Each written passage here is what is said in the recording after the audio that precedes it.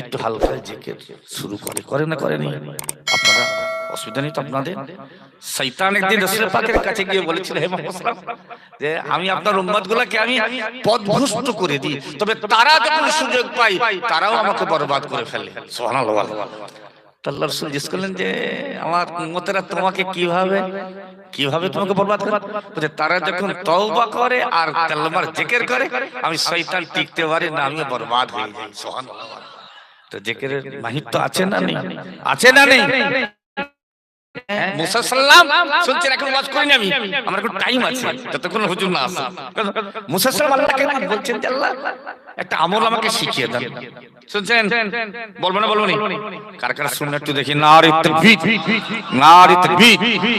একটা আমল আমাকে শিখিয়ে। আল্লাহ বলে, হে নবী তুমি এক কাজ করো, তুমি ওই আমলটি করো। কি আমল? লা ইলাহা ইল্লাল্লাহ, লা ইলাহা ইল্লাল্লাহ।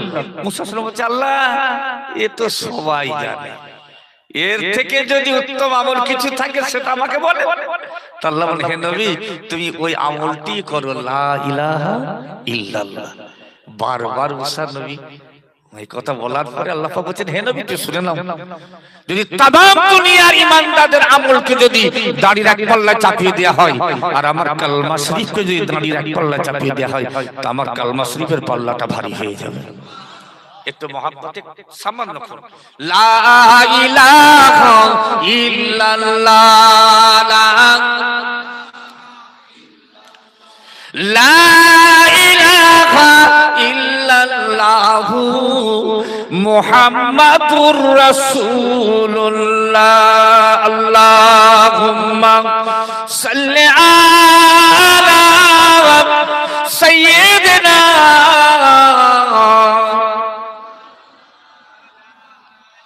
ওয়ালা আলি।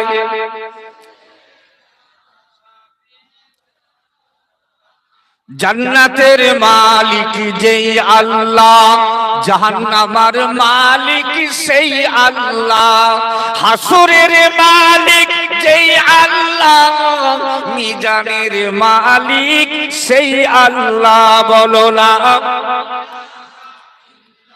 লা ইলাহা লা ইলাহা ইল্লাল্লাহ মুহাম্মাদুর রাসূলুল্লাহ।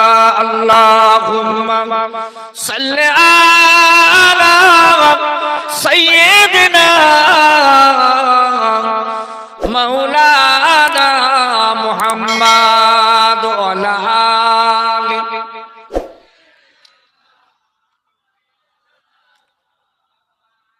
قال الله تعالى عز وجل بسم الله الرحمن الرحيم يا أيها الذين آمنوا قوا أنفسكم وأهليكم نارا وقال الله تعالى في موضع آخر لا يذوقون بردا ولا شرابا إلا حميما وغساقا جزاء وفاقا القرآن وقال النبي صلى الله عليه وسلم لا يبقى من الإسلام إلا اسمه ولا يبقى من القرآن إلا رسمه إلى آخر الحديث أو كما قال।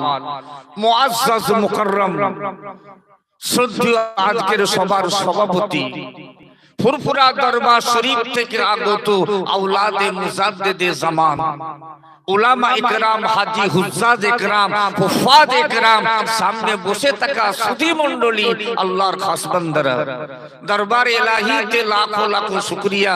আল্লাহ পাক আমাদের সকলকে এক পাক ও পবিত্র মজলিসে আসার বসার সুযোগ করে দিয়েছেন। আলহামদুলিল্লাহ।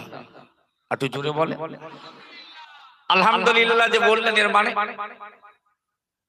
আলহামদুলিল্লাহর অর্থ হচ্ছে সমগ্র প্রকারের প্রশংসা সেই বিশ্ব জাহানের যিনি সৃষ্টিকর্তা। কে বলেন তো? জোরে বলেন। আল্লাহ। কেউ আছেন দুনিয়াতে যে তার প্রশংসা করে শেষ করতে পারবেন এমন কেউ দুনিয়াতে আছে? এই কথা বলেন। যিনি সৃষ্টি করেছেন পৃথিবী, আকাশ, চন্দ্র, সূর্য, গ্রহ, উপগ্রহ, নক্ষত্র, নভমণ্ডল, ভূমণ্ডল, সৌরজগৎ, পাহাড় পর্বত, নদ নদী, বন বনানী, এক কথায় কুল কায়নাতকে যিনি সৃষ্টি করেছেন, আমরা সেই মহান স্রষ্টা আল্লাহ পাকের দরবারে আরেকবার প্রশংসা জানাচ্ছি আলহামদুলিল্লাহ। রাগ করছেন মনে হয়, জোরে বলেন। যিনি পূর্ব আকাশে সূর্যকে উদয় করিয়ে দিয়ে রাতের অন্ধকারকে সরিয়ে দিয়ে দিনের আলো আনিয়ে দিচ্ছেন, জোরে বলেন। যিনি ওই সূর্যকে পশ্চিম আকাশে অস্তমিত করিয়ে দিয়ে দিনের আলোকে সরিয়ে দিয়ে রাতের অন্ধকার আনিয়ে দিচ্ছেন, জোরে বলেন। যিনি আপনার আমার মাথার উপরে বিশাল ছাদ দাঁড় করিয়ে দিয়েছেন, ছাদটা কি জোরে বলেন? খুঁটি আছে, কোন স্তম্ভ আছে? কিচ্ছু নাই, বিনা খুঁটিতে, তাই না? যিনি আপনার আমার জন্য জমিনকে বিছানা তৈরি করে দিয়েছেন, একটু জোরে বলুন। তার প্রশংসা করে শেষ করতে পারবেন এমন কেউ পৃথিবীর জমিনে আছে বলে মনে হয়? একবার প্রাণ উজাড় করে আল্লাহর প্রশংসা জানাই আলহামদুলিল্লাহ। যিনি মাতৃ গর্ভাশয়ে এক কাট্টা পানিকে জমাট রক্ত তৈরি করে তা থেকে গোস্তের টুকরায় পরিণত করে মাথা, ধড়, পাকস্থলী, খাদ্যনালী, বাহ্যনালী, মূত্রনালী, যে দিল, কলিজা, পঞ্চ ইন্দ্রিয়, এক কথায় সুন্দর একটি বাচ্চা মায়ের গর্ভে তৈরি করলেন। আমার মনে হয় কোন মুর্শিদাবাদের মিস্ত্রি ছিল, জোরে বলুন। আজ কিন্তু শুনছেন আপনারা, কোন মিস্ত্রি ছিল? কোন কারিগর ছিল? কথা বোঝা যাচ্ছে না, যায়নি? কোন মিস্ত্রি ছিল না, কোন কারিগর ছিল না। মাতৃ গর্ভাশয়ে এক কাট্টা পানি থেকে একটা সুন্দর বাচ্চা তৈরি করলেন। মিস্ত্রি হচ্ছেন আমার আল্লাহ, জোরে বলে। আবার মাতৃ গর্ভাশয়ে ওই বাচ্চাকে তিনি রেজেক দান করলেন, জোরে বলেন। তার প্রশংসা করে শেষ করতে পারবেন এমন কেউ জগতের মুখে আছে বলে মনে হয়? সকলে একবার বলেন আলহামদুলিল্লাহ। তারপরে পরে শত কোটি দরুদ ও সালামের নজরানা পেশ করছি দরবারে নবাবিতে, যিনাকে সৃষ্টি না করলে তাম কায়নাত কিছুই সৃষ্টি হতো না। হতো? দলিল আছে না নেই? আমি সব জায়গায় বলি যে দলিল আছে না নাই? যে মোহাম্মদ না হোতা কুছ ভি না হোতা, জোরে বলেন। হাদিসে কুদসি লাউলা লাকা লামা খালাকতুল আফলাক, জমিন, আসমান, আরশ, কুরসি, লৌহে কালাম কিছুই আল্লাহ সৃষ্টি করতেন না, সমস্ত আমার নবীর ওসিলাতেই সৃষ্টি হয়েছে, জোরে বলেন। আল্লাহ পাক নবীর সম্পর্কে বলেছেন লাউলা লাকা লামা খালাকতুল আফলাক, আয় আমার হাবিবে দো জাহান, আয় আমার বন্ধু, আয় আমার রাসূল, যদি আপনাকে আমি পয়দা না করতাম तमाम কায়নাত কিছুই পয়দা করতাম না। বলেন না সুবহানাল্লাহ। সেই নবী পাক কোথায় শুয়ে আছেন? বুঝি কোথায় শুয়ে আছেন? মদিনায়। কথা বলেন না, কোথায়? মদিনায়। মদিনাবাসীরা বড় ভাগ্যবান, আরববাসীরা বড় ভাগ্যবান, তারা বারবার রাসূল পাকের রওজায় এসে সালাম জানিয়ে যায়, যদি বলেন। আর আমরা মনে হয় তাদের মতো ভাগ্যবান নই তো নাকি? আমরা বহু দূরে আছি, আছি না? কোথায়? ভারত, ভারতে আছি। অসংখ্য দরুদ ও সালামের নজরানা পেশ করছি দরবারে নবাবিতে, সোনার মদিনায়, আমার রাসূল পাকের মুকদ্দাস রওজায়। আল্লাহ পাক কবুল করুন, আল্লাহুম্মা আমিন। রাস্তায় আস্তে আস্তে আমার পূর্বে যিনি ওয়াজ করছিলেন, আমি কিছু কথা জিজ্ঞেস করব আপনাদের। রাস্তায় আমি আসছিলাম গাড়িতে, একটা কথা আমার কানে পৌঁছালো। কি কথা বলবো? কথা বুঝতে পারছেন? শরীয়তের হুকুম অনুযায়ী চলুন, শরীয়তের বিরোধী কাজটা করবেন না। ঠিক না ভুল কথা? যে শরীয়তের পাইবান রাস্তাঘাটে মেয়েরা ঘোরাফেরা করবে, এই সম্পর্কে মনে বুঝছিলেন। তবে কিছু কিছু জায়গা আছে জলসা হয় বটে, মেলা খুব জোরদার হয়, জোরে বলেন। কি বলেন? আবার একটু মেলা না হলে আবার মারপিটও হয়। কয়েকদিন আগে আমি গিয়েছি, বলছে হুজুর এই পাড়া প্রতিবেশীদের সঙ্গে জলসা কমিটি একটু সংঘর্ষ হয়েছে। কেন? কমিটির ছেলেরা বলেছে দোকান টোকান সব দেওয়া যাবে না, এসব মেলা হচ্ছে নাকি? আর পাড়ার লোকেরা বলছে এক পয়সা দেবো নি, মেলা হতেই হবে। কথা বুঝতে পারছেন? কি বিপদের কারণ ভাই, 80 মণ দুধে যদি একটু গোবর চুনা পড়ে যায়, তার দুধটা বাজারে বিক্রি হবে তো?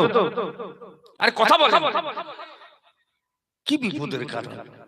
দোকানদানি হোক, হ্যাঁ, সারা দিন আছে, হ্যাঁ, সন্ধ্যার আগে পর্যন্ত সব কাজ সেরে না। এই জোয়ান জোয়ান মেয়েগুলো সব রাস্তায় ঘুরবে। ইয়া আইয়ুহাল্লাযীনা আমানু কু আনফুসাকুম ওয়া আহলিকুম নারা ওয়া কুদুহান নাস ওয়াল হিজারা। কোরআন পড়লে নাকি, কোরআন শুনলে নাকি, কোরআনের ব্যাখ্যা করলে নাকি, কোরআনের আয়াতের নিচে আঙুল দিয়ে চলে গেলেও নাকি। একটু জোরে বল। আল্লাহর কোরআন থেকে বুঝছি, অসুবিধা নেই তো? কার কারা ভোট দিচ্ছেন একটু দেখি। নারে তাকবীর, একটু জোরে হবে না? নারে তাকবীর। অনেক অমুসলমান ভাইয়েরা আশেপাশে আছেন, আছেন তো? গায়ের কম ভাইয়েরা, তারাও আপনাদের সঙ্গে সহযোগিতা করে, করে না করেনি? তাদের ওয়াজ একটু হবে পরে, তাদের ওয়াজ হবে। তা বলি কি আমি কোনো বিদ্বেষমূলক কথাবার্তা বলবো? ভ্রাতৃত্বের কথা বলবো। জোরে বলেন না সুবহানাল্লাহ, ঠিক কি? এখন যে আয়াতটা আমি পড়েছি তার একটু ব্যাখ্যা হবে তো নাকি? আল্লাহর খাস বান্দারা জেনে রেখে দিন, আল্লাহ রাব্বুল আলামিন জানিয়ে দিলেন, হে ঈমানওয়ালু, যারা ঈমান এনেছো, যারা বিশ্বাস করেছো, তারা যেন নিজেকে নিজে যেন সতর্ক হয়। আমি আল্লাহ তাদের জানিয়ে দিলাম, তারা যেন জাহান্নামের আগুন থেকে বাঁচার চেষ্টা করে। তার আহাল আহওয়াল, তার পরিবার পরিজন, তাদেরকেও যেন আল্লাহর আযাব থেকে, জাহান্নামের আগুন থেকে যেন বাঁচায়। ঠিক কি না? ঠিক কিনা? যারা ঈমান এনেছো, আগে নিজে বাঁচো কি থেকে? জাহান্নামের আগুন থেকে। শুধু নিজে বাঁচলে হবে? স্বামী নামাজ পড়ে আর বিবি বেনামাজি। জোরে বলেন। স্বামী নামাজি, ওই বিবিটার হাতের খাওয়া তুলবে তো? আমার মনে হয় 80% আছে। তো নদিয়া জেলার পরিবেশটা কেমন আমার তা জানা নেই, সব জায়গার পরিবেশ তো সমান না। স্বামী হাজী সাহেব হজ করে এসেছেন, হজ করে এসেছেন, আর বিবি বাজারে গিয়ে বাজার করছে, মাথায় কাপড় নাই। জোরে বলুন।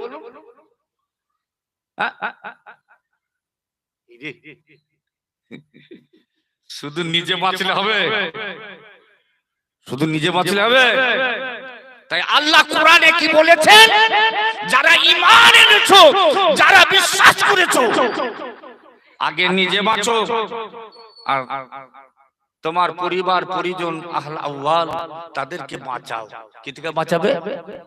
জাহান্নামের আগুন থেকে। আবার চলুন, ওয়াকুদুহান নাস ওয়াল হিজারা, জাহান্নামের জ্বালানি কাঠ হবে মানুষ আর পাথর।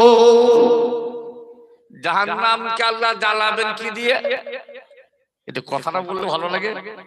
কি দিয়ে জ্বালাবে? মানুষ আর পাথর। হ্যাঁ হ্যাঁ, মানুষকে দিয়ে জ্বালাবে জাহান্নাম। ও ভাইজানেরা, জাহান্নাম জাহান্নাম কানে শুনেছি, জাহান্নাম চোখে দেখি না। জাহান্নাম বড় ভয়ঙ্কর জায়গা। কিতাবে দেখছিলাম জিবরাইল আলাইহিস সালাম মিকাইল সাল্লামকে একদিন জিজ্ঞাসা করেছিলেন, ভাই মিকাইল, যখনই তোমার সঙ্গে আমার সাক্ষাৎ হয়েছে, যখনই তোমার সঙ্গে আমার দেখা হয়েছে, আমি তোমাকে কখনো হাসতে দেখলাম না। বলবো আল্লাহর বান্দারা আল্লাহর আযাবকে ভয় করবে। মসজিদে আযান হচ্ছে, কথা বুঝতে পারছেন? পাশ দিয়ে চলে যাচ্ছে, পাশ দিয়ে চলে যাচ্ছে, এখন সময় নেই। সময় নেই তো? এখানকার পরিবেশ আলাদা, আমি জানি, অন্য জায়গার কথা বলছি। সবাই নাই, কবে হবে? কবে সময় হবে? কথা প্রসঙ্গে এসে যাচ্ছে, সেই জন্য একটু বলতে বাধ্য হচ্ছি। ইমাম গাজ্জালি রহমত, আবার বলবো মেকার সামনে কথা বলবো, হযরত ইমাম গাজ্জালি রহমাতুল্লাহ আলাইহি তিনি একটা কিতাবে লিখেছেন। কথাটা কাজের কথা বলি তো বলছি, আওয়াজ শুনবেন না ওয়াজ শুনবেন কোনটা? কথা বলে হ্যাঁ। তিনি একটা কিতাবে লিখছেন যে একটা মানুষের পিছনে একটা হিংস্র জন্তু দৌড়াচ্ছে, একটা সিংহ, মানুষটাও দৌড়াচ্ছে। শুনছেন তো? হিংস্র জন্তু কোথায় আশ্রয় নেবেন তিনি? আপনাদের জানা আছে, বোঝাবার জন্য বলছি। তিনি দেখলেন সামনে একটা বড় কুয়া, কি দেখলেন? উনি বাঁচার জন্য কুয়াতে ঝাঁপ দিলেন। কুয়াতে ঝাঁপ দেওয়ার পরে দেখলেন কুয়ার ভিতরে দুটা রশি ঝুলছে। কি ঝুলছে? কথাটা কাজের কথা, তো রশি ঝুলছে। তো উনি রশি দুটাকে ধরে ফেলেছেন, রশি দুটাকে ধরে ঝুলতেছে। বিপদ। কিছুক্ষণ পরে দেখছে দুটো ইঁদুর এসে গেল, একটা কালো ইঁদুর আর একটা সাদা ইঁদুর। কি বললাম? একটা কালো ইঁদুর আর একটা সাদা ইঁদুর। দুটা ইঁদুর এসে ওই রশির দড়িগুলোকে কুটকুট কুটকুট কুটকুট কুটকুট করে কাটতেছে। তাহলে বিপদের উপরে বিপদ তো, তাই না? এখন উপায় নাই, রশি ধরে ঝুলছে আর ইঁদুর দুটা রশির দড়ি কাটছে। তো উনি নিজের দিকে তাকাচ্ছেন, দেখি ও যদি রশির দড়ি কেটে দেয় তা আমাকে তো নিচে পড়তে হবে। নিচেটাই কি আছে দেখি, নিচের দিকে তাকিয়ে দেখছি ওরে আল্লাহ, একটা বড় বাঘ হাঁ করে বসে আছে, একটা বড় বাঘ। তখন আল্লাহর বান্দারা জেনে রেখে দিন, ইমাম গাজ্জালি রাহমাতুল্লাহ আলাইহির ব্যাখ্যা দিচ্ছেন, হে দুনিয়ার মানুষেরা তোমরা জেনে রেখে দাও, যে হিংস্র জন্তুটা তাড়া করেছিল, যে সিংহটি তাড়া করেছিল, ওটা কিন্তু আদৌ সিংহ ছিল না, ওটা হলো মালাকুল মউত। কি ওটা? আজরাইল। কে ওটা? আজরাইল। আল্লাহর বান্দারা জেনে রেখে দিন, যে ইঁদুর দুটা এসে রশির দড়িগুলা কাটতেছিল, ওই দুটা ইঁদুর নয় গো, কালো ইঁদুরটি হলো রাত আর সাদা ইঁদুরটা হলো দিন। কালো ইঁদুরটা রাত আর সাদা ইঁদুরটা দিন। ইমাম গাজ্জালি রাহমাতুল্লাহ আলাইহি তিনি ব্যাখ্যা দিচ্ছেন, আল্লাহর বান্দারা শুনে নাও, তোমার জন্য রাত কাটতেছে, তোমার জন্য দিন কাটতেছে, তোমার জন্য রাত কাটতেছে, তোমার জন্য দিন কাটতেছে, অর্থাৎ তোমার উমর শেষ হয়ে যাচ্ছে। আর নিচে যেটা বসেছিল ওটা কি সত্যি বাঘ? এই কথা বলে কি ওটা? ওটা হলো কবর। কবর তোমাকে স্মরণ করতেছে। কথা বুঝাচ্ছেন না? কাজে কাজে তুমি তৈরি হও, মৃত্যু তোমায় ধরবে, আর তোমার উমর শেষ হয়ে যাচ্ছে, আয়ু শেষ হয়ে যাচ্ছে, তুমি এটা মাথায় রাখো। আর কবর তোমাকে ডাকতেছে। শুনছেন? কবরে যেতে হবে না? হবে না? বলছি কবরে যেতে হবে তো। করোড়পতি, লাখপতি, বালাখানা আছে, ব্যাঙ্গালোর আছে, জমিদারি আছে, ইটভাটা আছে, বড় বড় কারবারি মানুষ আছে, ওরা বড় জ্ঞানী নয়। করোড়পতি, লাখপতি ওরা বড় জ্ঞানী নয়। সব থেকে বড় জ্ঞানী হলো ওরা যারা আখিরাতের জন্য, পরকালের জন্য, কবরের জন্য, মৌতের জন্য, হাসর নাসরের জন্য যারা নিজেকে তৈরি করছেন, তারা হচ্ছেন বড় জ্ঞানী। ঠিক না? পরকালের জন্য যারা তৈরি হচ্ছেন তারা হচ্ছেন বড় জ্ঞানী। দুনিয়াতে হায়াত কতদিন? বলছি দুনিয়ার জীবন কতদিন গো ভাই সাহেব? ব্যস্ত হচ্ছে নাকি? হ্যাঁ, 60 বছর 70 বছর পার হওয়ার কিনা সন্দেহ আছে। দিয়েছে, গুঁজে দিয়েছে। কে দিয়েছে বলুন? দেয়নি? হ্যাঁ, 3টে করে ডোজ। আমার যত ভোট আগে আসছে আবার শুরু হয়ে গেছে, বলছে আবার হবে। ঠিক ঠিক কমিয়ে দেবে, কমিয়ে দেবে। ভুল বলছি, বলছি ভুল বলছি। হ্যাঁ চলছে অনেক রকমের চক্রান্ত। আল্লাহ হেফাজত করেন, বাঁচার উপায় নেই। যতদিন আল্লাহ পাক বাঁচিয়ে রেখেছেন, আল্লাহকে ভয় করে, কথা বুঝতে পারছেন, আল্লাহর আযাবকে ভয় করে নিজেকে তৈরি করুন আমালিয়াতে জিন্দেগি। জোরে বলেন না সুবহানাল্লাহ। আবার চলেন। জিবরিল আমিন জিজ্ঞাসা করলেন মিকাইল সাল্লামকে, ফেরেশতা মিকাইল, যতবার তোমার সঙ্গে আমার সাক্ষাৎ হয়েছে, যতবার তোমার সঙ্গে আমার দেখা হয়েছে, কোনদিন আমি জিবরাইল তোমাকে হাসতে দেখিনি। এই বলবো, দেখি কার কার ভোট দিচ্ছেন, দেখি। নারে তাকবীর, নারে তাকবীর। তুমি হাসোনি কেন? ও ভাইরা, হযরত মিকাইল আলাইহিস সালাম জিবরিল আমিনকে বলেছিলেন, ভাই জিবরাইল, আমি আল্লাহ পাকের দরবারে আরজু করেছিলাম, আল্লাহ পাক একবার আমাকে জাহান্নামটা দেখিয়ে দিন, আযাবে জাহান্নামটা একবার আমি দেখতে চাই। আমার আল্লাহ বলেছিলেন, ও ফেরেশতা মিকাইল, একদিন আমি তোমাকে আমার জাহান্নামটা দেখিয়ে দেব। বারবার বারবার আল্লাহর দরবারে আরজু করেছিলাম, আল্লাহ একবার জাহান্নামটা আমি নিজের চোখে দেখতে চাই। একটা দিন আমার আল্লাহ পাক জানিয়ে দিলেন, যাও ফেরেশতা মিকাইল, যাও যাও যাও, আমার জাহান্নামটা তুমি নিজের চোখে দেখে এসো। ভাইজান আমার, কি ভয়ঙ্কর জাহান্নাম! হযরতে মিকাইল সাল্লাম বর্ণনা করছেন, আমি গেলাম জাহান্নামের দরজার সামনে, জাহান্নামের দারওয়ান ফেরেশতা হযরতে মালিক খাজনা আলাইহিস সালামকে গিয়ে বললাম, ভাই মালিক খাজনা, একবার জাহান্নামের দরজা খুলে দাও, একবার জাহান্নামের দরজাখানা খুলে দাও, আমি জাহান্নামটা নিজের চোখে একবার দেখে নেব। হযরতে মালিক খাজনা আলাইহিস সালাম জাহান্নামের দরজাখানা খুলে দিলেন।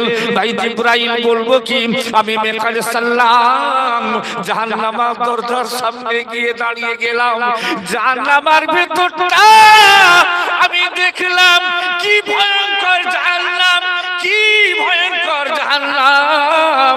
একটা পাথর যদি জাহান্নামের ভিতরে ফেলে দেওয়া হয়, ওই পাথরটা গড় গড় গড় গড় গড় গড় করে গড়াতে থাকবে। 70,000 বছর জাহান্নামের ভিতরে গোড়াতেই থাকবে। ওই পাথরটা 70,000 বছর জাহান্নামের ভেতরে গোড়াতে থাকবে। তথাপি জাহান্নামের শেষ সীমা নাই, জাহান্নামের তলদেশে পৌঁছাতে পারবে না। ভাই জিবরাইল নিজের চোখেতে জাহান্নামটা দেখেছি। এখন আমার এমন ভয় হয়, আল্লাহর আযাব, আযাবে জাহান্নাম আল্লাহ তৈরি করেছেন। একবার দেখার ফলে আমার মুখ থেকে হাসি উঠে গেছে, আমি জীবন আর হাসতে পারি। কথা বোঝা যাচ্ছে না? যায়নি যে হে আল্লাহর বান্দারা, মানুষের জন্য জাহান্নাম আল্লাহ তৈরি করেছেন, আর মানুষের জন্য আল্লাহ জান্নাত তৈরি করেছেন। কথা ঠিক কিনা বলেন? বলেন। ও ভাইজানেরা, হযরত হারুত আর মারুত দুইজন ফেরেশতা আল্লাহর দরবারে আরজু করেছিলেন, রব্বুল আলামিন আল্লাহ পাক একবার যদি আমাদেরকে দুনিয়াতে পাঠিয়ে দিতেন, আমরা কিভাবে ইবাদত করতে হয় সেটা দেখিয়ে দিতাম। অর্থাৎ আদমের সন্তানদের উপরে হিংসা করেছিল। এই বলবো, দেখি নারী তাকবীর, জোরে হবে না নারী তাকবীর? এখানে জাহান্নামের কথা আসবে, ওই জন্য বলছি। জি, আদমের সন্তানেরা তারা কি ইবাদত করতেছে, আমাদেরকে একবার যদি পাঠাতে ইবাদত কিভাবে করতে হয় আমরা ইবাদত করে দেখিয়ে দাও। আল্লাহ তবে এক কাজ করো, যাও যাও হারুত মারুত ফেরেশতা কোরআনে আছে না, হারুত আর মারুত ফেরেশতার কথা। আল্লাহ পাক তাদেরকে দুনিয়াতে পাঠালেন, কি রূপে এসেছিলেন জানেন? মানুষ রূপে। কি রূপে? এই কথা বলে মানব রূপে। তারা ফজরের পরে ইসমে আজম পড়ে আসমান থেকে পৃথিবীর জমিনে নেমে আসতো, আর সারাটা দিন আল্লাহর ইবাদত করত। আর আসরের পরে, মানে আসর পরে তারা আবার ইসমে আজম পড়ে আসমানে উড়ে যেত। কোথায় উড়ে যেত? আসমানে। বহুদিন তারা পৃথিবীর জমিনে ইবাদত করেছিলেন হারুত আর মারুত। আমার আল্লাহ পাক পরীক্ষা করলেন, একটা সুন্দরী রমণী মেয়েকে পাঠিয়ে দিলেন, বিশ্ব সুন্দরী, খুব সুন্দর। আল্লাহর বান্দা, দুটা জিনিসে মানুষ বরবাদ হয়ে যায়। সেটা কি আপনারা জ্ঞানী মানুষ জানেন? একটা হলো অর্থের লোভ, আর দ্বিতীয়টা হলো কি জানেন? নারী। কি বলো? নারী। এই নারীর পাল্লাই যদি কেউ পড়ে যায় দেখবেন সে ধ্বংস। আর বেশি টাকা পয়সার আশাটা না করাই ভালো। বেশি টাকা হলে না একটু পাঁচিলি খাবে, খাবে না? খাবে না? তাহলে সবাই দেখে, সবাই ইমানদার আল্লাহর দুনিয়ায় আছে না নেই? বলে যদি একটা ইমানদার যদি পৃথিবীর জমিনে যদি না থাকে, আল্লাহ দুনিয়াকে ধ্বংস করে দেবেন, ঠিক কিনা? আর দুনিয়া যখন আল্লাহ ধ্বংস করবেন, একটা ইমানদার দুনিয়াতে আল্লাহ বলেন আল্লাহ রাখবেন না। আল্লাহর ক্ষমতা আছে এক সেকেন্ডে সমস্ত ইমানদার গুলোকে আল্লাহ পাক তুলে নিতে পারে। কথা ঠিক কিনা বলে? আল্লাহর ক্ষমতা আছে না নেই? ছেড়ে দেন। হারুত মারুত ফেরেশতা দিগকে আল্লাহ পরীক্ষা করতে লাগলেন। বিশ্ব সুন্দরী রমণী একটি মেয়েকে পাঠিয়ে দিলেন। ওই মেয়েটা যখন হারুত মারুত ফেরেশতার সামনে এসে হাজির হয়েছিল, হারুত মারুত ফেরেশতারা আল্লাহকে ভুলে গিয়েছিলেন। ওই মেয়েটার দিকে তারা এগিয়ে যেতে লাগলো। ওই মেয়েটি বলেছিলেন, ও ফেরেশতা হারুত আর মারুত, আমাকে যদি পেতে চাও আমার তিনটে শর্ত আছে। কটা? কারা কারা শুনলে একটু দেখি। নারী তাকবীর জোরে হবে না? কষ্ট হচ্ছে না তো? আমি দেখছি একটুখানি না, একটু জমকালো না হলে অসুবিধা আছে। শ্রোতা যেমন নেবে বক্তা তেমন দেবে, ঠিক কিনা? আর শ্রোতা যদি ঝিমোই বক্তা তো ঝিমোবে। আসছেন আসছেন প্যান্ডেল খুলতে হবে, ঠিক কিনা? প্যান্ডেল খুলতে হবে। দাদা হুজুর কেবলার খুন, একটু জোরে বলেন না সুবহানাল্লাহ। কথা ঠিক না ভুল? যে একটা বাচ্চা ছেলে যদি এসে স্টেজে বসে যায় না, আল্লাহু আকবার, কথা বুঝলেন না? আকর্ষণ আছে তা নেই? আমার পরেই আসছেন, একটু কষ্ট করেন। আল্লাহর খাস বান্দারা জেনে নিন, আমি বোঝাতে চাইছি জাহান্নামের কথা। জাহান্নাম কি ভয়ঙ্কর জায়গা। হারুত মারুত ফেরেশতারা তারা ওই মেয়েটার দিকে অগ্রসর হয়েছিল। তারা ইনসান নয় গো, তারা ফেরেশতা, কিন্তু এসেছিল মানব রূপে। কি রূপে? মানব রূপে। তখন তো ফেরেশতা। মেয়েটি বলেছিল আমার তিনটা শর্ত আছে। কটা? তিনটা।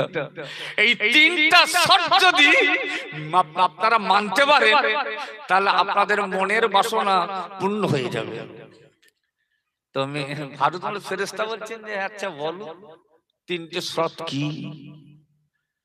আল্লাহর খাস বান্দারা ওই মেয়েটি ওই সময় বলেছিলেন, ও ফেরেশতারা তোমরা এক কাজ করো, সামনে একটা কুঁড়ে ঘর আছে, ওই ঘরের ভিতরে কতগুলো পুতুল দাঁড় করানো আছে। কি আছে?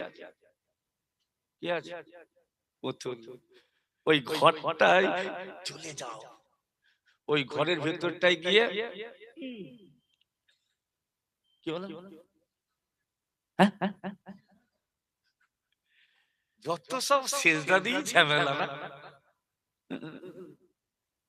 এটা যদি করতে পারো তাহলে তোমাদের মনের বাসনা সব পূর্ণ হয়ে যাবে, আমি তোমাদের হয়ে যাব। আল্লাহর খাস বান্দারা জেনে রেখে দিন, কোন ধর্মের উপরে আঘাত করতে আসেনি। যে যার ধর্ম যে যার কাছে, লাকুম দীনুকুম ওয়ালিয়া দীন। জোরে বলে আমাদের চলবে? হ্যাঁ গা? চলবে? কথাটা বোঝা যাচ্ছে না যায়নি? মুসা নবী আজ রাস্তা দিয়ে হাঁটছেন, তো একটা লোক দেখছে ওই একটা পুতুলকে নিয়ে বলছে তুমি আমার সব, তুমি আমার অমুক, তুমি আমার অমুক, তুমি মুসা নবী তো দেখে লাগলো বন্ধ করো,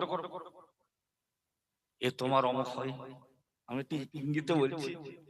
তো ধমক দিতেই বেচারা আর পুতুল নিয়ে আর নাচানাচি করেন। মুসা নবী তুর পাহাড়ে গেছেন, আল্লাহ বলছেন হে নবী তুমি লোকটাকে ধমক দিলে কেন? বলছে যে আল্লাহ ওকে নিয়ে নাচছে, বলছে তুই আমার সব, তুই আমার সব। বলছে জানো নবী ওর ভিতর দিয়ে ও আমাকেই ডাকছে, যদি বলেন আমার স্মরণটা বন্ধ করে দিলে।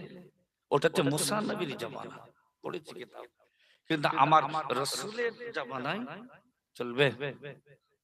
চলবে? চলবে না। আল্লাহর একত্ববাদের বাণী তিনি প্রচার করলেন, ওয়াবুদুল্লাহ, জোরে বলেন না সুবহানাল্লাহ। কার উপাসনা করতে বললেন? আল্লাহর। আল্লাহ ভিন্ন অন্য কারণ নয়। আর যদি আল্লাহর আসনে গায়রুল্লাহকে যদি বসিয়ে দাও তাহলে কিন্তু চিরতরে জাহান্নাম। ঠিক ঠিক না? আল্লাহর আসনে যদি অন্য কাউকে বসিয়ে দাও আল্লাহটা মেনে নেবেন? মেনে নেবেন?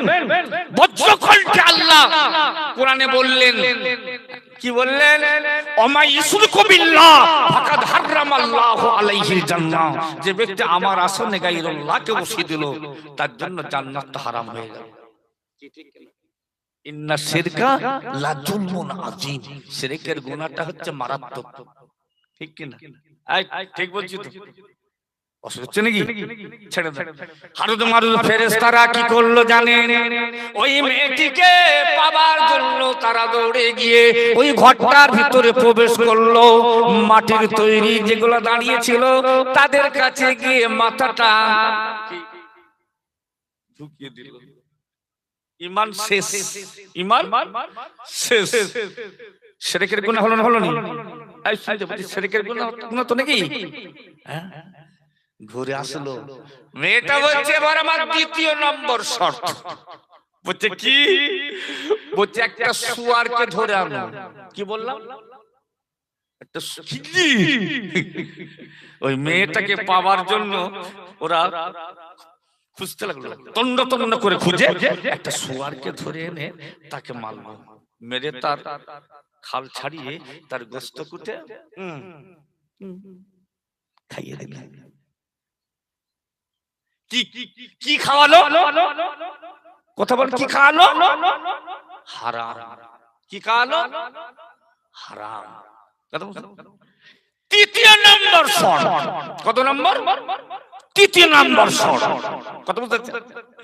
মেয়েটি বলল যে ইসমে আজম পড়ে আসমান থেকে পৃথিবীর জমিনে আপনারা নেমে আসেন, যে ইসমে আজম পড়ে আল্লাহর জমিন থেকে আপনারা আসমানে উড়ে যান, সেই ইসমে আজমটা শিখিয়ে দেন।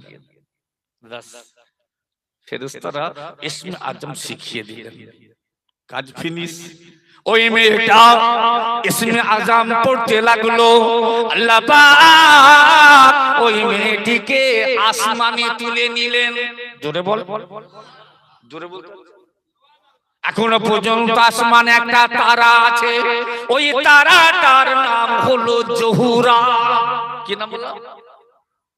ওই মেয়েটাই হলো জোহরা। জোরে বলেন না সুবহানাল্লাহ। তাহলে আসমানের তারা আল্লাহ বানিয়ে দিলেন। আল্লাহর খাস বান্দারা খুব ভালো করে শুনুন, হারুদ মারুদ ফেরেশতা আল্লাহর জমিনায় কাছাড় খেয়ে পড়ে গেল। আল্লাহর দরবারে কি বলে এসেছিলাম, ইবাদত কিভাবে করতে হয় আমরা ইবাদত করে দেখিয়ে দেব। আল্লাহর সঙ্গে শিরক করে ফেললাম, হারাম খেয়ে ফেললাম। আল্লাহর জমিনায় পড়ে তারা আল্লাহর দরবারে কাঁদতে লাগলো। আল্লাহর খাস বান্দারা দেখে দিন আমার আল্লাহ পাক ওই ফেরেশতা দুইজনাকে বলেছিলেন, ও আমার হারুত মারুত, ও আমার ফেরেশতারা, তোমরা যখন শিরক করেছো, হারাম খেয়েছো, ওয়াদা খেলাফ করেছো, এর জন্য কিছুদিন আমার আযাবে জাহান্নামের শাস্তি ভোগ করতে হয়। তোমাদেরকে আমি সহজে ছেড়ে দেব না, আমার আযাবে জাহান্নামের মধ্যে তোমাদেরকে কিছুদিন রাখবো, জাহান্নামের আগুনে থাকবে, তোমরা জাহান্নামের কষ্ট সহ্য করো, তারপরে মাফ করে দেবো। তবে উম্মতে মুহাম্মদের জন্য আল্লাহ পাক বহু কিছু ফেসালিটি দিয়ে দিয়েছেন। জোরে বলুন। ওরা ফেরেশতা শিরক করেছিল আর হারাম খেয়েছিল, বুঝতে পারছি তো। আল্লাহ পাক বললেন আমার জাহান্নামের ভিতরে কিছুদিন থাকতে হবে। উম্মতে মুহাম্মদীদের ফেসালিটিটা কি জানেন? মাথাতে একটা প্রধান শত্রু চেপে বসে আছে, তার নাম কি বলেন তো? ইবলিস। হাদিসে দেখছিলাম, শুনছেন, ইবলিস আল্লাহকে একদিন বলেছিল যে কিছু চাই আমার। বলে কেন? বলছে এতদিন যে আমি উপাসনা করেছি, কিছু তো তার মানে যাজা দিতে হয়, তাহলে তুমি কি নেবে? কিয়ামত পর্যন্ত কিয়ামত পর্যন্ত আমি বেঁচে থাকবো। আল্লাহ বললেন কবুল করে নিলাম। আর কি? আদমের সন্তানদের অন্তরে ঢুকবো আর ওয়াসওয়াসা ডালবো। কি ডালবে? ওয়াসওয়াসা। তাদেরকে গুমরা করে ফেলবো। তাদেরকে কথা বুঝতে পারছেন নাকি? তাদেরকে পথভ্রষ্ট করে ফেলবো। তখন আল্লাহ পাক বললেন ওরে শয়তান, তাহলে তুই জেনে রেখে দিস, শুনছেন, তুই তাহলে জেনে রেখে দিস আমার আদমের সন্তানেরা যখন কুপথ থেকে যখন সুপথে আসবে, যখন নিজেদের ভুলগুলোকে ভুল মনে করে আমার কাছে কাঁদবে, ফাকালা আযজা ওয়া জাল্লা ইজ্জতি ওয়া জালালি ওয়া ইরতিফাউ মাকানি লা আজালু আগফির লাহুম মুস্তাগফিরুনি। জোরে বল, জোরে বলতে পারছেন? আল্লাহ কি বললেন? ইবলিস আমি তোমাকে পাওয়ার দিলাম, আমার বান্দাগুলোকে পথভ্রষ্ট করবে, গোমরা করে ফেলবে। তারা যখন আমার দিকে ঘুরে আসবে, শুনছেন, তারা যখন আমার দিকে ফিরে আসবে, আমি আল্লাহ আমার ইজ্জত জালালির কসম খেয়ে বলছি, আমি আল্লাহ তাদের সমস্ত গুনাহগুলো মাফ করে দেবো। তবে শিরকের গুনাহ বাদে। কি গুনাহ বাদে? শিরকের গুনাহ বাদে। কথাটা বুঝতে পারছি তো নাকি? আচ্ছা আবার চলুন। শুনছেন, এখন হারুত মারুত ফেরেশতাকে আল্লাহ কি বলেছিলেন? জাহান্নামের আগুনে কিছুদিন রাখবো, তারপরে ক্ষমা করে দেব। আল্লাহর খাস বান্দারা জেনে রেখে দিন, হারুত মারুত ফেরেশতারা বলেছিল আল্লাহ পাক দুনিয়ার জমিনে যত কঠিন শাস্তি আছে সে শাস্তি আমাদের দিয়ে ক্ষমা করে দেন। আযাবে জাহান্নাম আমরা নিজের চোখে দেখে এসেছি, জাহান্নাম কি ভয়ঙ্কর জায়গা, আমরা ফেরেশতারা নিজের চোখে জাহান্নাম দেখে এসেছি। আল্লাহ পাক জাহান্নামের আগুন সহ্য করার ক্ষমতা আমাদের না। শুনছেন? তাহলে জাহান্নাম কি ভয়ঙ্কর জায়গা, ফেরেশতারা জাহান্নাম দেখেছে, আমরা দেখেছি জি। দুজন ফেরেশতা আল্লাহকে বলছেন দুনিয়াতে যত রকমের কঠিন শাস্তি আছে আমরা সেটা নিতে রাজি, কিন্তু জাহান্নামের ভিতরে আমাদেরকে রাখবে আমরা সহ্য করতে পারবো না। হে আল্লাহর বান্দারা, আল্লাহকে ভয় করতে হবে, করতে হবে না? করবেন? টিকিটের দোকানে কাদের লাইন বেশি? এই জোরে বলে মহাবিপুল বলছি, লটারির দোকানে লাইন কারা বেশি দেয়? কথা বুঝতে পারেননি? আমাদের আমাদের লোকেরা তো, আমাদের ছেলেরা তো। আমি সেদিন গল্প বলি, আজকে বলছি, আমাদের এস্টাবলিশ হচ্ছে মায়াপুর, জানেন? আমি ওই মায়াপুরে কোনো কাজে একবার এসেছি, দেখি একটা ছেলে দৌড়াচ্ছে, দৌড়ে গিয়ে আমাকে জড়িয়ে ধরে বলছে হুজুর একটু দোয়া করে দেন। কিসের জন্য দোয়া করব? বলছে একটা টিকিট কেটেছি 1 কোটি টাকা পেয়েছি, আর একটা কাটলে যেন আর 1 কোটি টাকা পাই। জোরে বলুন। একটা টিকিট কেটেছি 1 কোটি টাকা, আর একটা টিকিট কাটবো হুজুর, দোয়া করা যাবে? হ্যাঁ? বলছি দোয়া করা যাবে? অন্য জায়গার কথা বলছি, নদীয়া জায়গাটা বাদ দিয়ে বলছি, বুঝলেন? ও আল্লাহর কাজ বান্দারা লিখে দিন, আদমের সন্তান মাঝে মধ্যে স্লিপ খাবে, আদমের সন্তানদের ভুল হবে, কুল্লু বানি আদমা খাতাউন, প্রত্যেক আদম সন্তান মাতি তাদের গুনাহ আছে, তবে শুনে রেখে দিন ওদের ভিতরে ওরাই উত্তম যারা ইস্তেগফার করে আল্লাহর দিকে ফিরে আসে। জোরে বলে, মাঝে মধ্যে স্লিপ খাবে, খাবে না খাবে? আল্লাহর দিকে ফিরে আসুন, আল্লাহর দিকে। যদি পাহাড় পরিমাণ যদি গুনাহ হয়ে যায়, আল্লাহর বান্দারা যদি আল্লাহর দরবারে তওবা করে যদি চোখের পানি ছড়াই, আমার আল্লাহ বলছেন যে ওই পাহাড় পরিমাণ গুনাহগুলোকে আমি মাফ করতে কোনো পরোয়া করব না। বলেন না সুবহানাল্লাহ? তো ঘুরে আসাটাই তো কাজের কাজ, ঠিক না বেঠি? আস্তে আস্তে পাপ বাড়ছে, বাড়ছে না? বাড়ছে না বাড়েন? পাপ বাড়ছে, হ্যাঁ? আর কিছু মানুষ নিজেকে চালাক বলে মনে করছে, চালাক বলছে লোক তো দেখেনি, দুনিয়ার মানুষ কেউ তো দেখতে পায়নি, একটা আল্লাহর চোখে ফাঁকি দেওয়া যাবে? বলছে আল্লাহ দেখেননি, আল্লাহ কত দূরে আছে, আল্লাহ কত দূরে আছে, কাছে বললে হবে না, তার দলিল চাই। আল্লাহ কত দূরে আছে? নাহানু আকরাবু ইলাইহি মিন হাবলিল ওয়ারিদ। আমার আল্লাহ কোরআনে জানিয়েছেন, বান্দা তোমার যে রগের উপরে হেড অফিস, তোমার যে রগের উপরে তোমার হেড অফিসটা মাথাটা, ওই রগের নিকটে আমি আল্লাহ আমার রহমতের নজর আছে। আর তুই জোরে বল, তাহলে আল্লাহ কত দূরে আছে? আল্লাহ নিকটে আছে। বান্দা তুই যদি চালাকি করো যে আমি পাপটা করে নি, তার জন্য দুটো সিআইডি রেখেছি। কটা?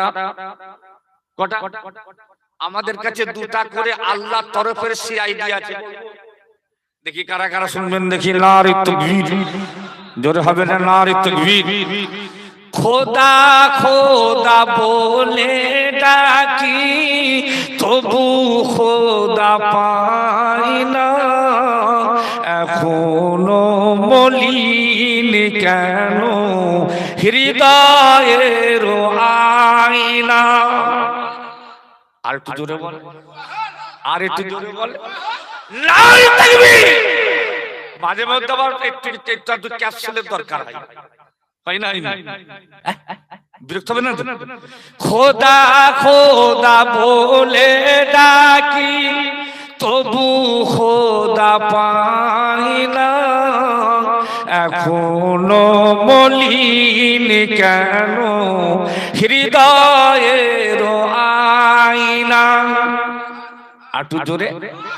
গাছ ডাকে, পাতা ডাকে, সাগর যে ডাকে, পশু পক্ষী গ্রহ তারা ডাকিছে যে তাকে।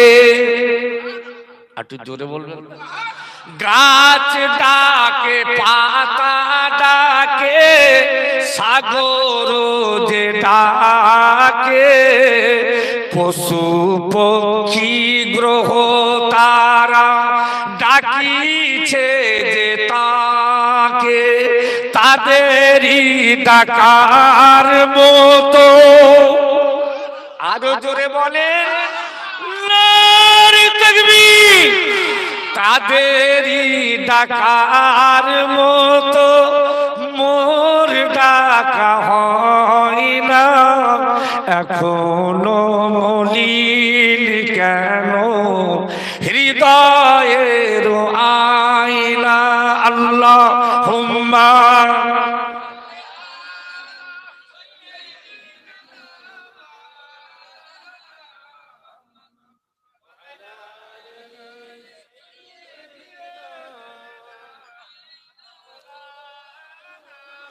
10টি লতিফা মোর তোমারি নামে মুখর করিয়া দিলাম কভু না থামে। জেকের চালাই গাড়ি, আরো জোরে, জেকের চালাই গাড়ি তবু গাড়ি যায় না। এখনো মলিন কেন হৃদয়ের আয়না, খোদা খোদা বলে ডাকি তবু খোদা পাই না। এখনো মলিন কেন হৃদয়ের আয়না। আল্লাহুম্মা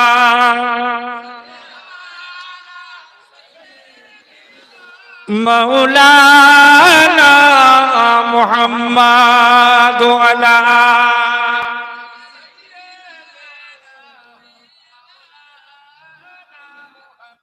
আল্লাহর খাস বান্দারা। যে হারুত মারুত ফেরেশতাদের বলছিলাম এখনো শেষ করতে পারিনি, আগামী বছর এসে শেষকালে আপনারা বলবেন যে কি ব্যাপার, বলতে বলতে আবার মাঝ রাস্তায় আবার ব্রেক ডাউন। না, আবার যাচ্ছে সেই জায়গায়। হারুত মারুত ফেরেশতারা তারা আল্লাহর দরবারে আরজু করেছিল, আল্লাহ শাস্তিটা দুনিয়াতেই হোক। কোথা? দুনিয়াতে, জাহান্নামায় দেবেন না। আমার আল্লাহ বলেছিলেন, এ হারুত মারুত ফেরেশতা শুনো, একটা দিন, কদিন সংক্ষেপ করে বলছি, একটা দিন আমার আযাবে জাহান্নামের মধ্যে রাখবো, জাহান্নামের স্বাদটা তোমরা অনুভব করবে, জাহান্নামের কষ্টটা ভোগ করবে, তারপরে জাহান্নাম থেকে বের করে দেবো। তারা মেনে নিয়েছিল। আমি বলি তো বলছি, কখনোই না। তারা বলেছিল আল্লাহ একটা দিন জাহান্নামে রাখবেন, আমরা শেষ। জাহান্নামের আগুন সহ্য করতে পারবো না আল্লাহ, দুনিয়াতেই শাস্তি। আল্লাহ বলছে তবে শুনো, শুধু একবার জাহান্নামের ভিতরে ঢুকাবো আর সঙ্গে সঙ্গে বের করে দেবো। কি বলেছিলেন? একবারে জাহান্নামের ভিতরে ঢুকাবো আর সঙ্গে সঙ্গে বের করে দেবো। তারা রাজি নয়। হে আল্লাহর বান্দারা, তাহলে জাহান্নামটা কি জায়গা, কথা বুঝতে পারছেন? আল্লাহ পাক তাদেরকে শাস্তি দিচ্ছেন, কিয়ামত পর্যন্ত তাদের শাস্তি চলতেই থাকবে। কি শাস্তি আল্লাহ দিচ্ছেন জানেন? জঙ্গলের ভিতরে একটা শুকনা কুয়া আছে, ওটা আরবে। ওই শুকনা কুয়ার ভিতরে তাদের পা দুটো ওপর দিকে করা আছে। কোন দিকে? কোন দিকে? পা দুটো ওপর দিকে আর মাথাগুলো নিচু দিকে। একজন ফেরেশতা বেত্রাঘাত করছেন দিন রাত 24 ঘন্টা। শুনছেন? সেই শুকনা কুয়ার ভিতরে তাদেরকে শাস্তি দেয়া হচ্ছে, একদিন নয়, 2 দিন নয়, কিয়ামত যতদিন না হচ্ছে এই ততদিন তারা ওই কুয়ার ভিতরে শাস্তি ভোগ করবে। একবার শুধু আল্লাহ জাহান্নামের ভিতরে ঢুকাবেন আর সঙ্গে সঙ্গে বের করে দেবেন। তারা রাজি নয়। হে আল্লাহর বান্দারা, আল্লাহর আযাবকে ভয় করো। কথা বুঝতে পারছেন? ইন্না বাতশা রাব্বিকা লাশাদীদ, নিশ্চয়ই তোমাদের পরওয়ারদিগার আযাব বড় কঠিন। তিনি যেদিন ধরবেন পৃথিবীর কারো ক্ষমতা নাই, ক্ষমতা নাই আল্লাহর আযাবকে রুখে দেয়। আচ্ছা, এমনিতে আল্লাহ আইলা লাইলা আবার আম পাকা। কি পাকা? আমি ভুল বলছি মনে হয়।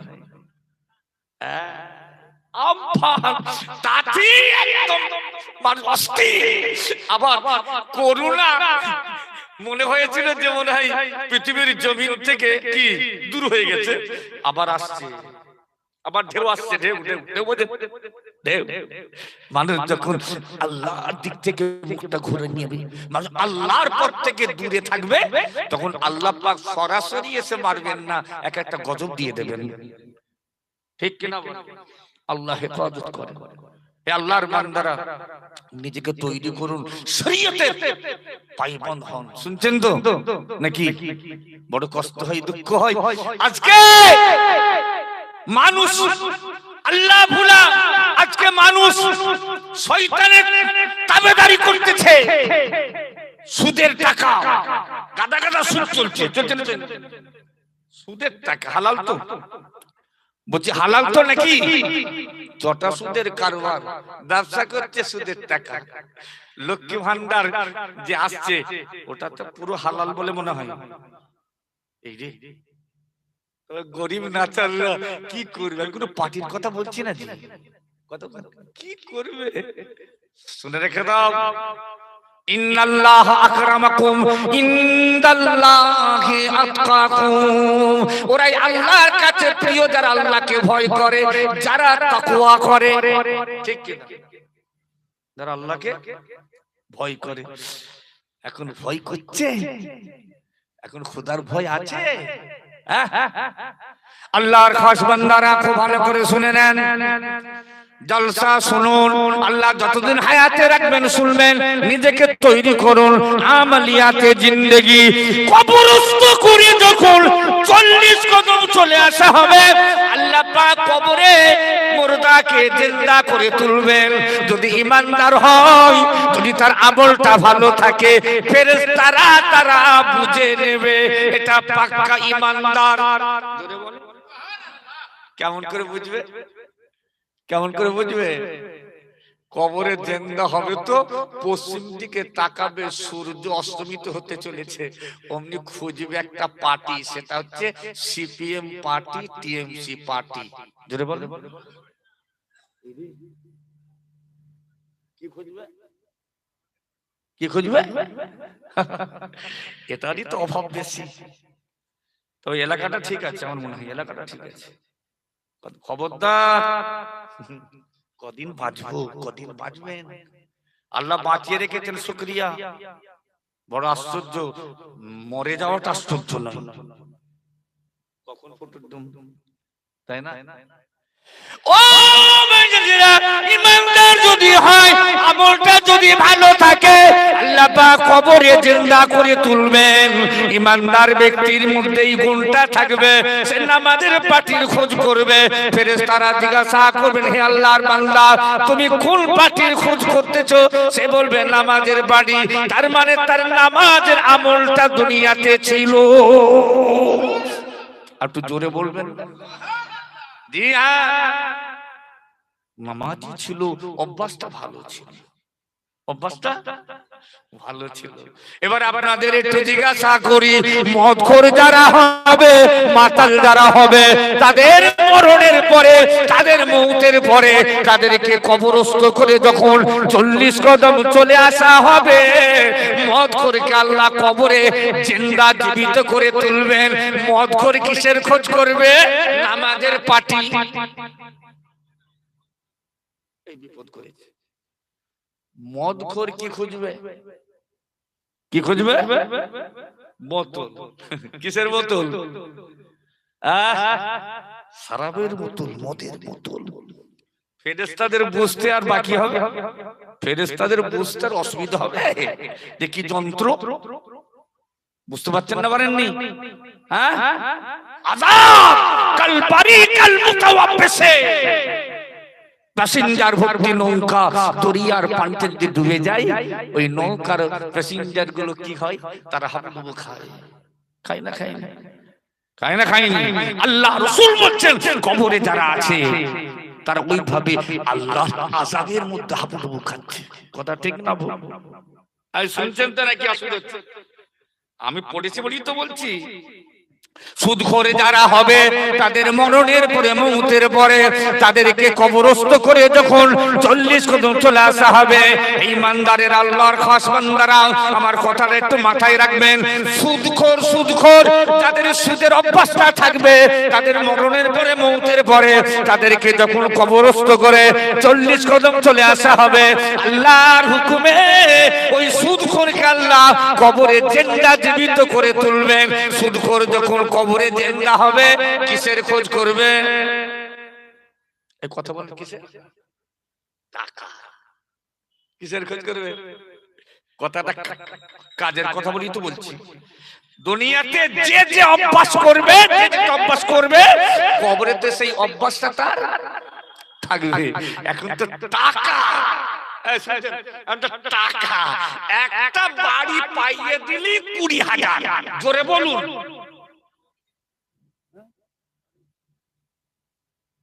নদিয়া জেলায় নাই, অন্য জায়গার কথা বলছি।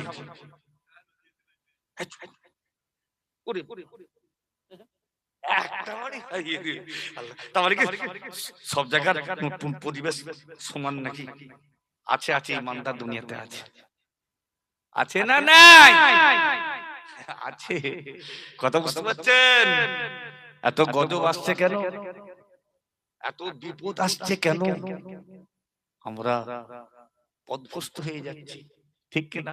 আর আমি বলছি, আপনার কথা বলছি না, যদি 2 লাখ টাকা পাই তাহলে 20,000 টাকা দিতে অসুবিধাটা কোথায়?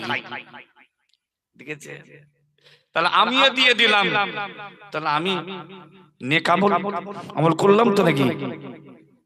আর যিনি নিলেন, যিনি নিলেন উনিও নাই নেক আমল করলেন তো।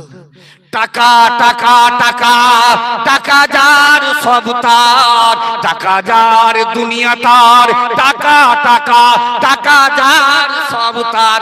তবে একটা লোকের সঙ্গে আমি উঠা বসা করি, একটা লোকের সঙ্গে আসি যার টাকার কোনো লোভ নাই। জোরে বলুন, আছে না নেই? আছে না নাই? 30 মাইল জলসা থেকে 30 মাইল চলে এসেছি। ও চাক্ষুষ আমার জীবনে আমার চোখে দেখা, চলে এসেছি 30 কিলোমিটার। কত মিটার? তারপরে পকেট থেকে বের করে বলছে, মৌলানা গুণ তো কত আছে? আমি বলছি হুজুর 16,000। জি। বলছে কোথায় কোথায় ভুলে গেছি। আমি নাম বলবো নি তার, কোথায় কোথায় ভুলে গেছি। ড্রাইভার গাড়ি ঘোরা, গাড়ি ঘোরা। ড্রাইভার বলছে ওই জন্যই বিরক্ত লাগে, 30 কিলোমিটার চলে এসেছি। আবার বলছে তোমার যদি অসুবিধা হয় তুমি নেমে চায়ের দোকানে চা পিও, আমি চালাতে জানি, আমি যাচ্ছি। ড্রাইভার বলে ওরে সর্বনাশ, এই লোকের সঙ্গে তো পারা যাবে না। গাড়ি ঘুরিয়ে একবারে 30 কিলোমিটার খোলা পোতার দিকে, বসিরহাটের দিকে। কোন দিকে? খোলা পাতা। কেন বলছি? খুব কম পাওয়া যায়। কথা ঠিক না ভুল কথা বলছি? কেন? আজকে 24 পরগনা বলে, নদিয়া বলে, আপনার বাঁকুড়া বলে, আমি ওনাকে ওনার সঙ্গে এইছি বলে ওনাকে ফোলাচ্ছি, তা না, আমি নিজের চোখে দেখেছি। ঠিক না? আর চারিদিকের মানুষ সব হুজুরের পাগল। যদি কোনো জায়গায় যদি একটু মিস করেন না, কাঁদে মানুষ। ঠিক না বেটি? হ্যাঁ, মুজাদ্দিদের জামানের সিলসিলা কিভাবে জিন্দা থাকবে এই চিন্তা ভাবনা হুজুরের মাথায়। জোরে বলবেন, আর একটু জোরে বলবেন না। এমনি এমনি মানুষের জন্য ওনার জন্য পাগল। কথাটা বুঝতে পারছেন তো নাকি? আমরা আল্লাহ 30 কিলোমিটার আবার গাড়ি ঘোরালেন, ঘুরিয়ে গিয়ে সেখানে গিয়ে ফোন করছে, তারা তখন সব গুটিয়ে নিয়েছে, হাঁড়ি কুড়ি সব গুটিয়ে নিয়ে সব ঢুকে গেছে ঘরে। হ্যালো, সেক্রেটারি সব ফোন ধরছে, বলছে হ্যালো কে? বলছে আমি অমুক। কোনো বিপদ হয়ে গেল নাকি? বিপদে পড়েছেন? বলছেন না গো, এসো না, বেরিয়ে এসো না। আমি তখন গাড়ি ধরে চিন্তা করছি, আল্লাহ কি বিপদে পড়েছে, আল্লাহ ওইদিকে না দিয়ে আমার দিকে একটু ঘুরে দিলে হয়, ওইদিকে না দিয়ে এইদিকে দিলে হয়। নেমে বলছে বোকা কোথাকার, কথায় কথায় ভুলে গেছি, এত টাকা বললে হুজুর তিনজন বক্তা, দুটো গাড়ি, আর আপনি এত কই? এ তো একজনকে আনলে এর থেকে বেশি যায়। আমার দাদা হুজুর কেবলার বাগান কিয়ামত পর্যন্ত জিন্দা থাকবে। জোরে বলুন নারে তাকবীর। আমার দাদা পীরের বাগান। কি কথা ঠিক না? এই ঠিক বলছি দাদা পীরের বাগান। ওরে বাহুরে, দেখি আল্লাহ 12,000 টাকা নিয়ে আসা বাকি বলে এটা রাখ রাখ রাখ। কেন কেন জলসাটা থাকবে বলে হাতে না, ওনার চিন্তা হচ্ছে আমার দাদা পীরের বাগান কিয়ামত পর্যন্ত যেন জারি থাকে। জোরে বলেন না সুবহানাল্লাহ। পাইনি লোকটাও ঠিক ভুল কথা বলছি? এরকম ত্যাগী মানুষ আমার জীবনে আমি খুব কম দেখেছি। কথা বুঝতে পারছেন? এখান থেকে গেল আলিমুল্লাহ মাথা দিতে দিতে দেখি হুজুর কি আপনার? বলছে তোরা তো আমার। জোরে বলেন না সুবহানাল্লাহ। আর দিয়াও যাবে না।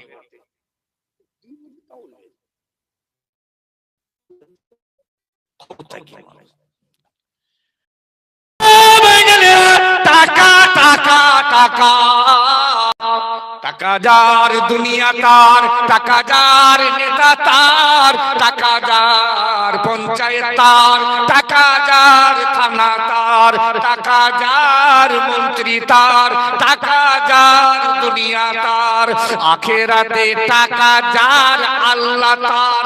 জোরে বলেন। ওরে কেউ বলেন টাকা তো চাই, তাহলে বিবেচনা করতে হবে কি? এই কথা ঠিক বলছি তো? টাকা যার সব তার, টাকা যার দুনিয়া তার, আখেরাতে টাকা যার আল্লাহ তার। আখেরাতে তাহলে কি লাগবে? আখেরাতে আমল যার আল্লাহ তার, আমল যার রাসূল তার, আমল যার জান্নাত তার। আর তো জোর হবে নারে তাকবীর, নারে তাকবীর। এর মধ্যে একটা ক্যাপসুল, সব রাজি আছে? এই সবাই রাজি আছে? আরেকটা ডোজ হবে, আরেকটা ডোজ হবে। আপনারা জ্ঞান খুব ভালো লাগছে, খুব ভালো লাগছে। 2 বছর পরে ঢুকেছি। ক বছর? ক বছর? 2 বছর, 2 বছর। जिनके खातिर कुरान नाजिल हुआ। একটু জোরে হবে? দেখি ভোটটা কোন দিকে আছে, একটু রাগ করবেন না জানো, আমার টপ ভাত। দেখি ভোটটা কোন দিকে আছে। নারে তাকবীর, নারে তাকবীর। जिनके खातिर ए कुरान नाजिल हुआ, ओ मोहम्मद मदीने में मौजूद है। आगे तो मैंने आँखों से देखा नहीं है मगर, मैंने आँखों से देखा नहीं है मगर, उनकी तस्वीर सीने में मौजूद है। आगे जोरे हुब्बे अहमद अजल ही सीने में है, हुब्बे अहमद नहीं जो खुशबू नबी के पसीने में है। जिनके खातिर कुरान नाजिल हुई, वो मोहम्मद मदीने में मौजूद है। इन हवाओं से कह दो न आए इधर, मुझको खुशबू की कोई जरूरत नहीं, जिसकी खुशबू से महका ये सारा जहां। आरो जोरे, जिसकी खुशबू से महका ये सारा जहां, वो खुशबू नबी के पसीने में है जिनके खातिर ए कुरान। গুটি কত কথা বলে যাব। আল্লাহ পাক আমাদের সকলকে আমল করার তৌফিক দেন, আল্লাহুম্মা আমিন। কারা কারা বাম্মা কারা বাম্মাকে ভাত দেয়নি? তো নদিয়া জেলায় আল্লাহ করে এসব নাই, সব ইমানদার। এই রাগ হচ্ছে নাকি? বুঝি রাগ করছেন? বাম্মা আল্লাহ দুনিয়ায় দিয়েছে, একটা ডোজ বলেছি দেবো। আল্লাহ পাক দুনিয়াতে দিয়েছেন একটা জান্নাত পাবার রাস্তা আল্লাহ করে দিয়েছেন। জোরে বলেন ঠিক না? এক মুঠো ভাতের জন্য বুড়ো বাপটা কাঁদে, রাগ করছে। আমি যে লাইনটা ধরেছিলাম ও লাইনে গেলে এখন আমার অনেক সময় লাগবে, কিন্তু কখন হুজুর চট করে ঢুকে যাবে বলা যায় না। তো একটা রাস্তা আল্লাহ পাক আমাদেরকে দিয়েছেন, কথা বুঝতে পারছেন? আমল করবেন, শরীয়তের হুকুম মেনে চলবেন, আল্লাহ পাক আপনাকে জান্নাতি করে দেবেন। আর বাম্মার খেদমত করলে মনে হয় জাহান্নামাতেই যাবে। যাবে তো? হ্যাঁ, কোন দিকে যাবে? দলিল আছে না নেই?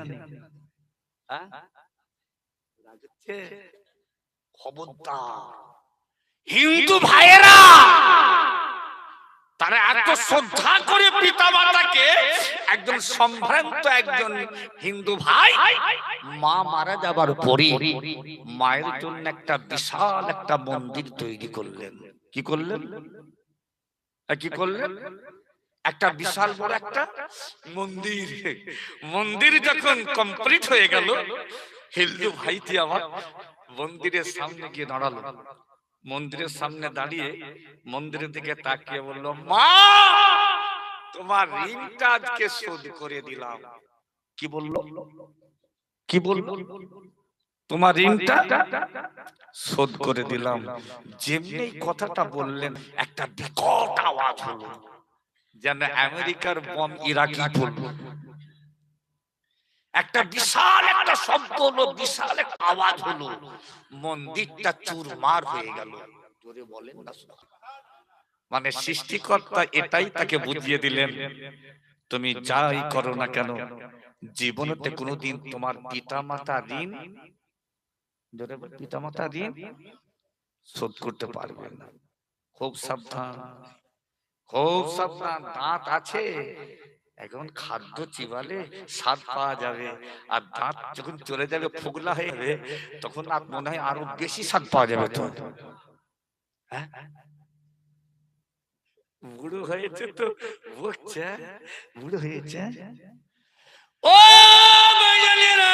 আল্লাহর খাস বান্দারা জেনে রেখে দিন, পীরানে পীর দস্তগীর বড় পীর আব্দুল কাদের জিলানী রাহমাতুল্লাহ আলাইহির হাতে ৪১ জন ডাকাত এমনি এমনি হাতে হাত দিয়ে মুরিদ হলো নাকি?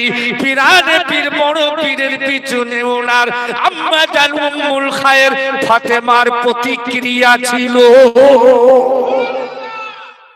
জোরে বলবো, কার প্রতিক্রিয়া ছিল? ওনার মায়ের। এমনি এমনি হয়ে গেল, বড় পীর সাহেব এমনি এমনি হয়ে গেল। খাজা গরিবে নওয়াজ, হিন্দের ওলি সুলতানুল হিন্দ গরিবে নওয়াজ খাজা বাবা আজমিরি রহমাতুল্লাহ আলাইহি এমনি এমনি तमाम হিন্দুস্তানটা জয় করে ফেললেন নাকি?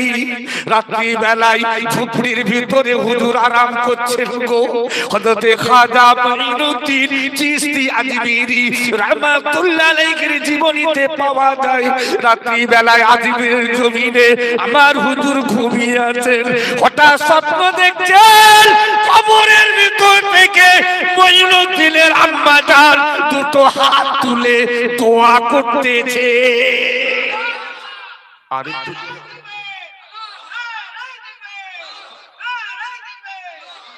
কবরের ভিতরে ওনার আম্মা জান কে হাত তুলে কি দোয়া করছে? এবছর থাক, পরের বছর বলবো। বলতে হবে।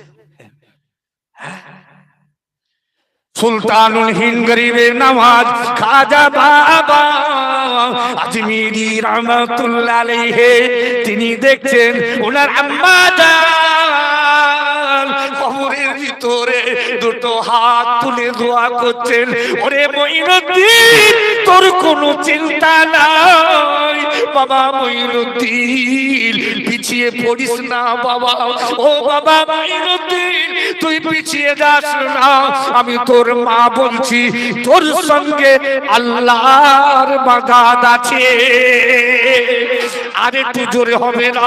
কবরের ভিতর থেকে খাজা গরিবে নওয়াজ মঈনুদ্দিন চিশতি আজমিরি রহমাতুল্লাহ আলাইহি আম্মা জান দুটো হাত তুলে আছেন, বাবা মঈনুদ্দিন রে তুই ভয় পাস না, তুই পিছিয়ে যাস না, তোর উপরে বিশ্ব নবী রাসূলুল্লাহ সাল্লামের দোয়া আছে।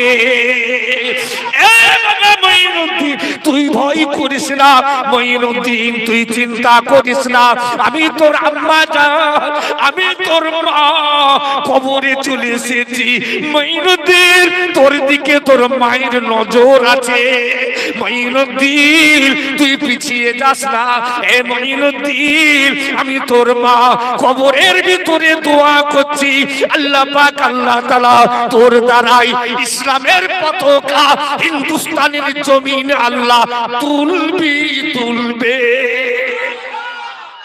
আর একটু জোরে বল নারে তাকবীর। তাহলে খাজা বাবার পিছনে কার প্রতিক্রিয়া আছে? ভুলে যেও না, ভুলে যেও না, মায়ের হাতটা ধরে একদিন কেঁদে কেঁদে বলেছি আম্মা জান জীবনে কোনো বাপকে পেলাম না, একটা বার বাপকে দেখিয়ে দিন, একবার বাপের কাছে নিয়ে চলুন, আম্মা জানের হৃদয় খানা পাস হয়ে যায়, আম্মা জানের অন্তরটা বেদনায় ভরে যায়। আজকে বাপকে দেখার বড় আশা, আমার বাচ্চাকে কি বলে সান্ত্বনা দেবো, চলো চলো তোমার বাপের কাছে নিয়ে যাব, কেঁদো না বাছা আমার, চলো তোমার বাপকে তোমার বাপের কাছে তোমাকে নিয়ে যাব। এমনি করে উটের পিঠে চললেন মা, কলিজার টুকরা বাচ্চাকে নিয়ে চললেন মদিনায়। মদিনার জমিনে মাকামে আবওয়া বলে একটা জায়গা আছে, ওই মাকামে আবওয়াবের জমিনে হাজির হয়ে যায়। উটের পিঠ থেকে নেমে বাচ্চার হাতটা ধরে হেঁটে হেঁটে হেঁটে স্বামীর কবরের সামনে পৌঁছে গেলে। আল্লাহর খাস বান্দারা কেন বলছি এই শিক্ষাকে আমাদের জন্য দেন না তিনি। বাপের কবরের সামনে যখন মা বাচ্চাকে নিয়ে গিয়ে হাজির হয়ে গেলেন, এমনি করে আব্দুল্লাহর কবরের দিকে আঙুলটা বাড়িয়ে বলছেন, হে আব্দুল মুত্তালিবের পুত্র আব্দুল্লাহ, আজকে তোমার বাচ্চাকে তোমার কবরের নিকটে পৌঁছে দিলাম। কলিজাটা পাস হয়ে যাবে, মুখটা পাস হয়ে যাবে। ওই সময় ওই বাচ্চাটা বাপের কবরের সামনে দাঁড়িয়ে আছেন, মায়ের অন্তরটা বেদনায় ভরে যাচ্ছে। জিন্দা বাপের সঙ্গে আজকে আমি দেখা করাতে পারলাম না, বাপের কবরটা একবার দেখিয়ে যাই, পরবর্তীকালে যেন আমার বাচ্চাটা বাপের কবরটা যেন চিনতে পারে। এমনি করে বাপের কবরের সামনে দাঁড় করিয়ে দিয়ে আম্মা জান পিছিয়ে পিছিয়ে চলে যাচ্ছে। স্বামীর ভালোবাসা, স্বামীর মহাব্বত অন্তরে ভেসে উঠতেছে, যাকে নিয়ে তিনি সংসার জীবন করেছিলেন। শরীরটা আস্তে আস্তে এতই কমজোর হয়ে গেল, মদিনার জমিনে পড়ে গেলেন, মরুভূমির উপরে লম্বা হয়ে শুয়ে পড়লেন। বাচ্চাটা কবরের সামনে দাঁড়িয়ে বাপের কবরের দিকে তাকিয়ে একেবারে কেঁদে যারে যার দু চোখ ভরা পানি।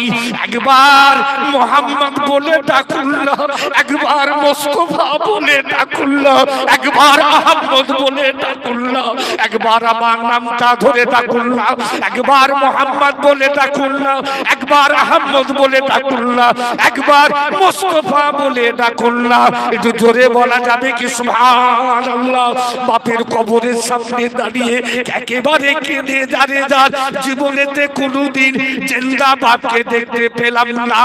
এতিমের নবী আমার 63 বছরের জীবনে কোনোদিন বাপকে পান না গো। বাপের কবরের সামনে দাঁড়িয়ে হাউ হাউ করে কাঁদতে লেগেছেন। একবার মোহাম্মদের নামটা ধরে ডাকেন, একবার মুস্তফা বলে ডাকেন, একবার আহমদ বলে ডাকেন। না না না না, মরা ব্যক্তি কোনোদিন সারা কি দেবেন? ইনকাতা আনহু ওয়া আমালু, মৃত্যুর পরে সব তার বন্ধ। যে কাঁদছেন, মা অসুস্থ হয়ে গেছেন, মরুভূমির বুকে মা লম্বা হয়ে, ও ভাইজানেরা, বাপের কবর ছেড়ে আবার আস্তে আস্তে আস্তে আস্তে জনম দুঃখিনী মায়ের দিকে আসতে লাগলেন। সেদিনটা ছিল রাসূলুল্লাহ জীবনের বড় বেদনার দিন, সেদিনটা ছিল রাসূলুল্লাহ জীবনের বড় দুঃখের দিন গো। বাবারা নবী আমার, এতিমের নবী আমার মায়ের দিকে যাচ্ছেন। আহা, যখন মায়ের নিকটে পৌঁছে গেলেন, আম্মা জান মরুভূমির বুকে লম্বা হয়ে পড়ে আছেন, নড়ছেন না, চড়ছেন না। মা চিরতরে ঘুমিয়ে পড়েছেন। মায়ের নিকটে এসে মা মা মা মা মা মা মা বলে ডাকতে লাগলেন। মায়ের তরফের কোনো শব্দ আসে না, মায়ের তরফের কোনো আওয়াজ আসে না। এতিম নবী আমার, এসির নবী আমার মায়ের সামনে গিয়ে মায়ের মুখেতে নিজের নূরের মুখখানা লাগালেন, মায়ের ঠোঁটেতে নিজের নূরের ঠোঁটখানা লাগালেন। আম্মা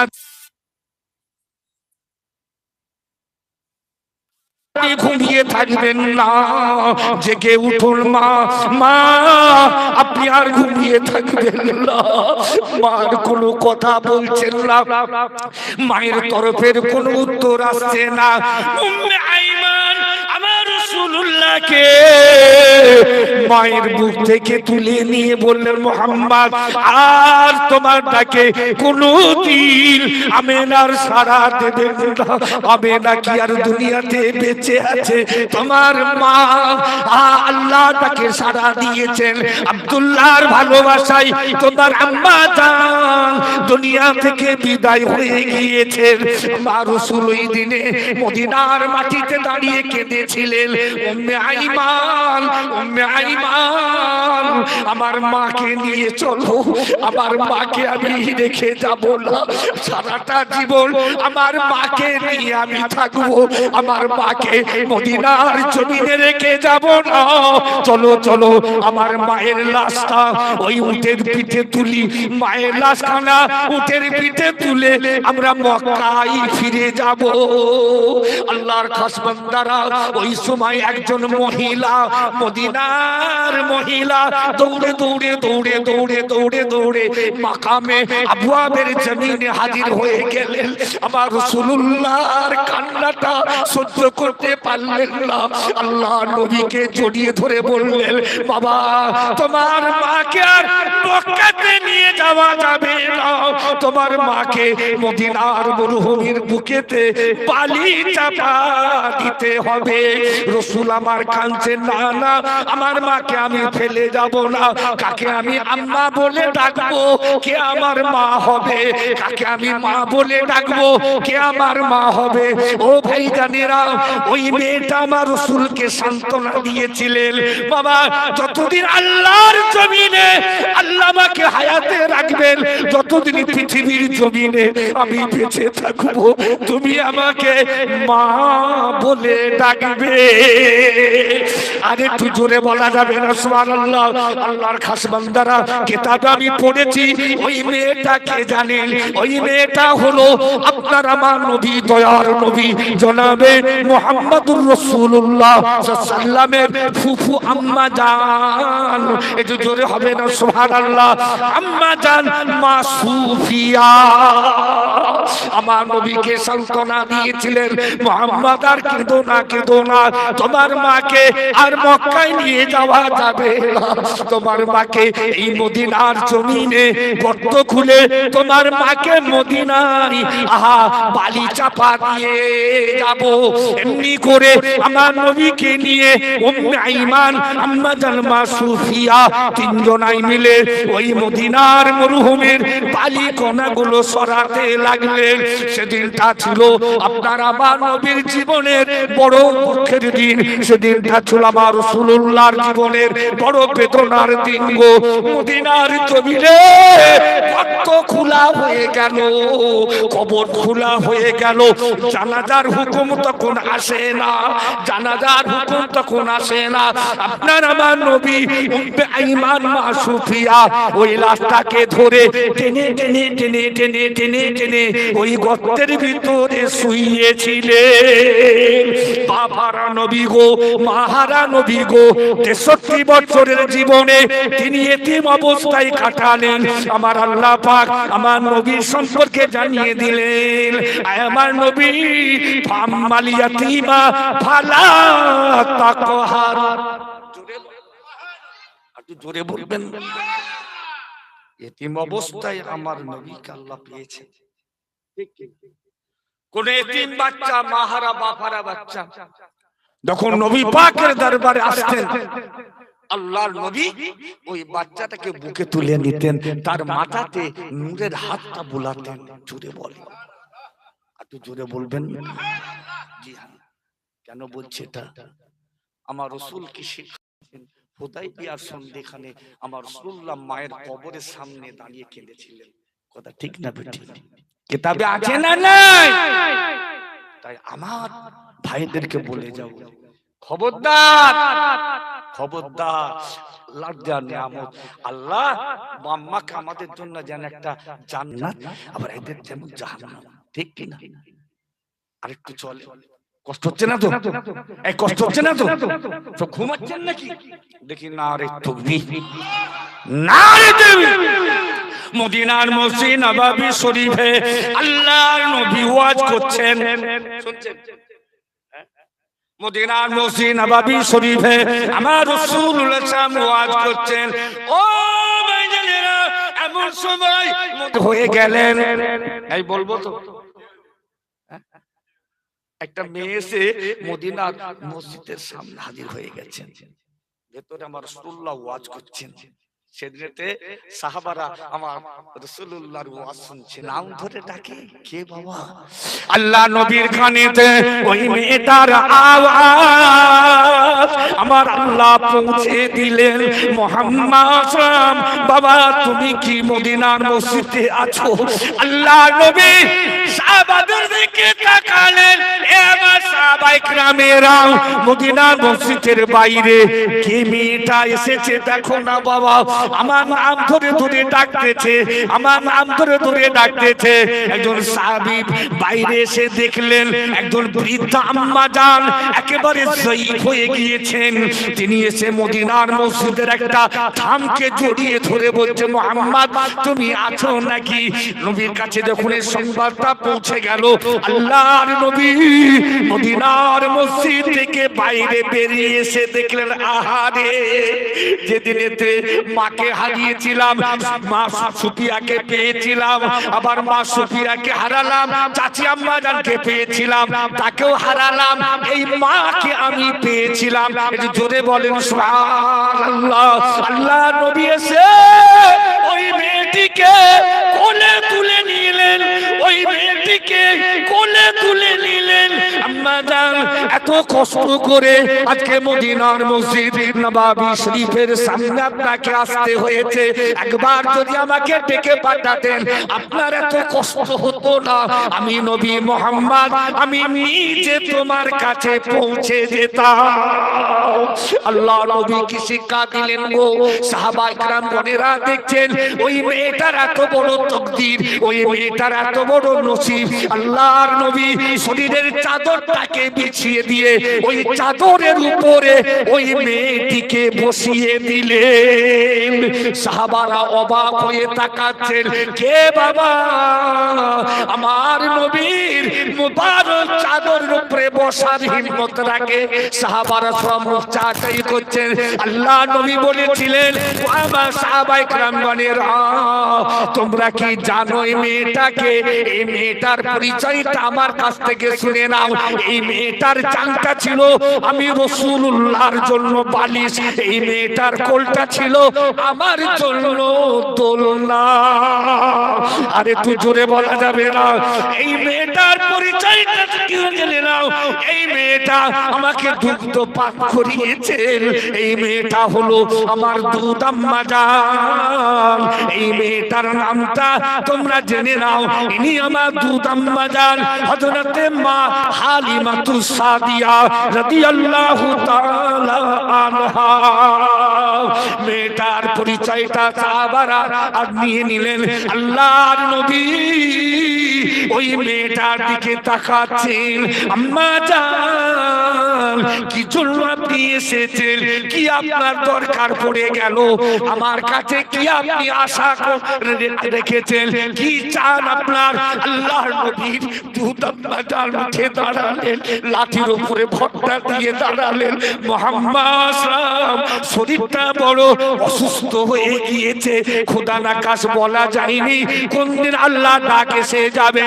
বাবা মুহাম্মদ আমাকে দুনিয়া থেকে চলে যেতে হবে, তবে আমার হাতটা ধরে ঈমানের কালমাটা পড়িয়ে দাও। একটু জোরে বলা যাবে না সুবহানাল্লাহ? আমার রাসূল সাহেব ওই মেয়েটার হাতটা ধরে একত্ববাদের বাণী ঈমানের কালমাটা পড়িয়ে দিলেন। আবার দাঁড়িয়ে আছেন, লাঠির উপরে হাতটা দিয়ে লাঠির উপরে ভর করে দাঁড়িয়ে আছেন দয়ার নবী নূর নবী। আবার মেয়েটার মুখের দিকে তাকিয়ে বলছেন, আম্মা জান আর কি আশা আছে? ওই মেয়েটা দাঁড়িয়ে দাঁড়িয়ে বলেছিলেন, বাবা একবার তোমার পাক চেহারাখানা আমার দিকে একটু আগিয়ে দাও, তোমার পাক চেহারাটা আমার দিকে আগিয়ে দাও। জানি না আর জীবনেতে এই সুযোগটা আমার হবে কিনা, জানি না এই সুযোগটা আমি পাবো কিনা। ছোটবেলায় শৈশবকালে তোমার নূরের গালেতে আমি চুমা দিয়েছিলাম, একবার চেহারাখানা আমার দিকে আগিয়ে দেন, তোমার নূরের চেহারাতে আমি একবার শেষবারের মতো চুমা দিয়ে যাই। আরে তুই জোরে হবে না সুবহানাল্লাহ? নারে তাকবীর। আবার মেয়েটা দাঁড়িয়ে আছেন, লাঠির উপর ভরটা দিয়ে বড় কমজোর হয়ে গেছেন, বড় দুর্বল হয়ে গেছেন। আমার রাসূল আবার জিজ্ঞাসা করছেন, আম্মা জান ওই মেয়েটা পৃথিবীর জমিনে দাঁড়িয়ে লাঠির উপরটায় ভর দিয়ে আল্লাহ নবী নূরের চেহারা দিকে তাকিয়ে বলেছিলেন, মুহাম্মদ তোমার উপর আমার অনেক দাবি আছে, যেদিনেতে শুনবে আমি আর দুনিয়াতে না, যেদিনেতে শুনবে তোমার দুধ মাকে তুমি হারিয়েছো, যেদিনেতে শুনবে আমি হালিমা আর দুনিয়াতে বেঁচে নাই, তোমার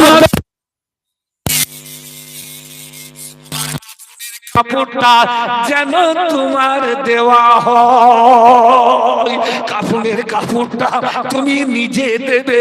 ওই সময় রাসূল আমার বলেছিলেন, ওগো আমার আম্মা জান চিন্তা করবেন না গো, মক্কার সবথেকে দামি কাপড়, মদিনার সবথেকে দামি কাপড়, আরবের সবথেকে দামি কাপড় যেটা, সেটা নিয়ে এসে কাফনের কাপড় তৈরি করে আপনার মুবারক শরীরখানা ওই কাপড়ের কাপড় দিয়ে আমি ঢেকে দেবো আপনার আমার নবী দয়ার নবী নূর নবী ওই সময় মেয়েটার দিকে তাকিয়ে বলেছিলেন আম্মা জান মক্কা মদিনার দামি কাপড় যেটা হবে সেই কাপড়টা তোমার কাফনের কাপড় হয়ে যাবে আম্মা জান আমার নবীর দিকে তাকিয়ে বলেছে মুহাম্মদ না না না মক্কার কাপড় দিয়ে আমার শরীরটা ঢেকে দিও না মদিনার কাপড় দিয়ে আমার শরীরটা ঢেকে দিও না কোন কাপড়টার কথা বলছি জানো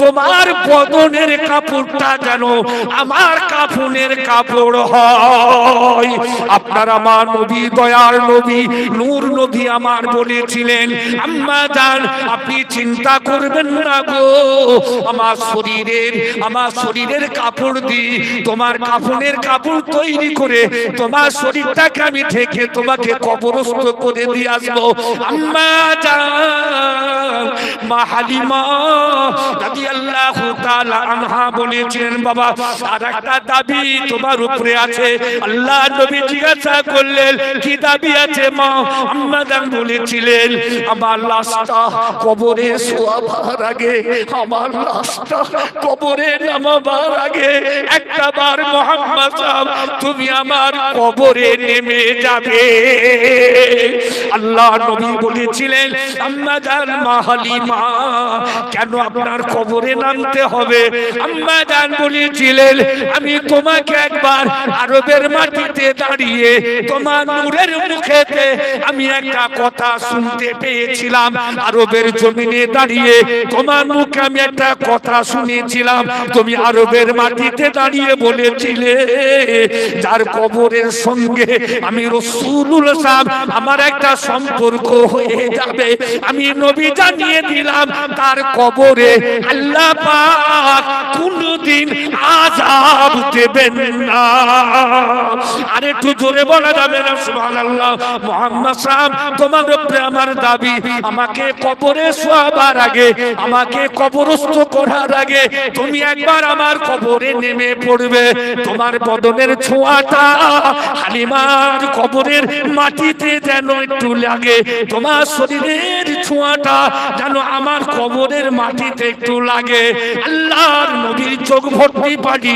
মা হালিমার দিকে তাকাচ্ছেন আম্মা জান আপনি চিন্তা করবেন না জান জান জান কবরে শোয়াবার আগে আমি আগে শুয়ে পড়বো আর একটু জোরে বল নারে তাকবীর লাল শাকের ডাঁটা কিসের ডাঁটা বড় বড় মুরগির রান খাবে কে সালাসালি জোরে বলেন না সুবহানাল্লাহ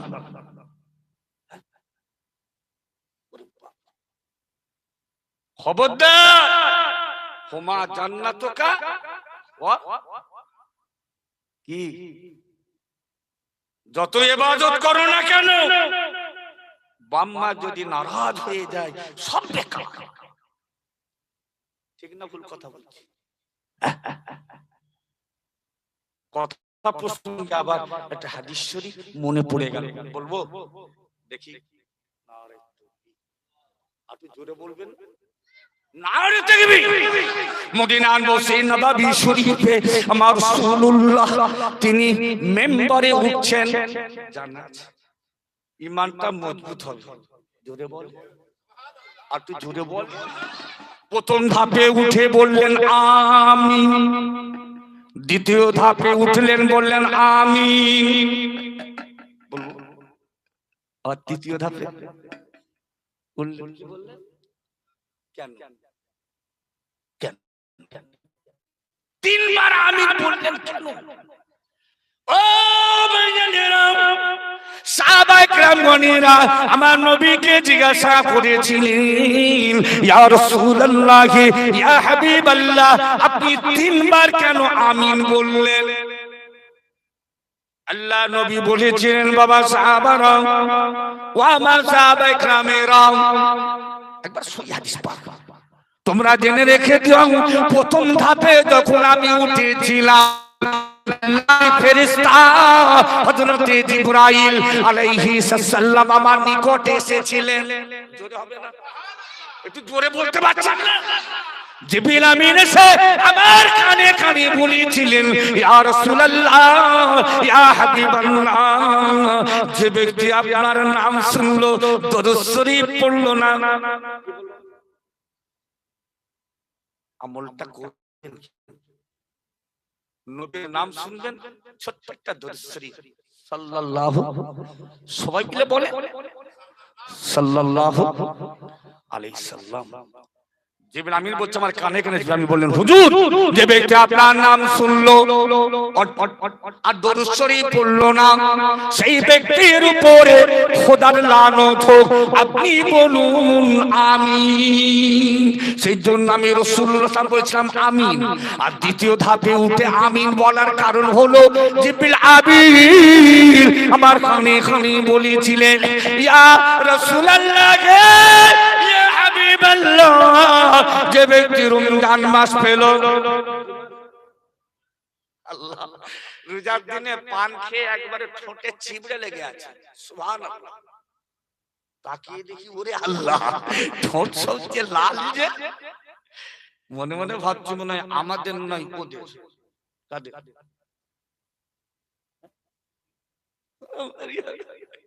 ঠোঁট দুটো দেখি লাল আর পানের চিবড়ে লেগে আছে। আমরা একটু তাহলে একটু পরীক্ষা করা যাবে। ভাই সাহেব আপনার নামটা কি বলুন তো? আপনার নাম কি? আমার নাম আব্দুল্লাহ। আব্দুল্লাহ মানে আল্লাহর বান্দা, ঠিক না ভুল? ঠোঁটেতে কি লেগে আছে? যে বলছে গ্যাস্ট্রিক আলসার। কি স্যার? যত রকমের অজুহাত। তো গ্যাস্ট্রিক আলসার যদি হয় তো তুমি আসলে কি করে এখানে? বুঝতে পারে? যত রকমের অজুহাত। খবরদার, হায়াত মউত আল্লাহর হাতে, পরে আমার সঙ্গে দেখা হবে কিনা জানি না। শুনছেন তো? যত রকম অজুহাত না। সামনে চৈত্র মাস আসছে, বন্ধ, ঠিক কি? রমজান মাসে যারা রোজা রাখবে তাদের পুরস্কার স্বয়ং আমার আল্লাহ নিজে।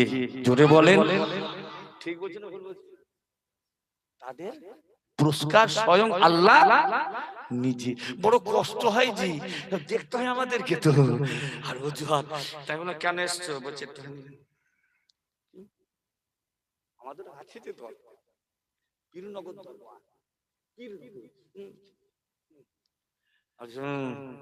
বাজারে যাবে একটা ছোট্ট কোরআন শরীফ কিনা, এই কোরআন শরীফটা তোমার গলায় ঝুলিয়ে একদম ভালো হবে না, একদম ভালো হবে না। রমজান মাস রোজা রাখুনি, পান খেতে চিবড়ে লেগে আছে। তুমি কাল থেকে বলো ফরজ রোজাটা রাখবে, তোমার গ্যাস্ট্রিক আলসারকে আমার আল্লাহ ভালো করে দেবেন। ঠিক, এক মাস রোজা রাখলো আর ঈদের দিনে যখন নতুন পোশাক পরে ময়দানে গেল, যেন নতুন জীবন আল্লাহ তৈরি করে দিয়েছেন। জোরে বলবেন না? ঠিক না ঠিক? রমজান মাসে যে রোজা ফরজ, এর মধ্যে উপকার আছে না নেই? বলছে আছে না নেই? কথা বুঝতে পারেন? এর ব্যাখ্যা দিতে গেলে আমার খুব সময় লাগবে, আমি ওদিকে যাচ্ছি। আল্লাহ নবী বলেন, সাহাবারা, ও আমার সাহাবায়ে কেরামগণেরা, তোমরা জেনে রেখে দাও, দ্বিতীয় ধাপে বললাম আমিন। তার কারণ হলো যে ব্যক্তি রমজান মাস পেল আর রোজা রাখলো না, যে ব্যক্তি রমজান মাস পেল জীবনের গুনাহগুলো মাফ করাতে পারলো না, জীবনের গুনাহগুলো মাফ করাতে পারলো না, তার মতো হতভাগা দুনিয়া তার কেউ নাই। তারপরে খোদার লানত। আপনি বলুন আমি। তৃতীয়বার কেন আমি আমিন বলেছিলাম? ও আমার সাহাবায়ে কেরামেরা, বাবারা জেনে রেখে দিও, জিবরিল আমিন আমার কানে কানে বলেছিলেন। থাক, এই পয়েন্টটা থাক। হ্যাঁ, এই ঘুমাচ্ছেন নাকি? নারে তাকবীর। আরো জোরে নারে তাকবীর।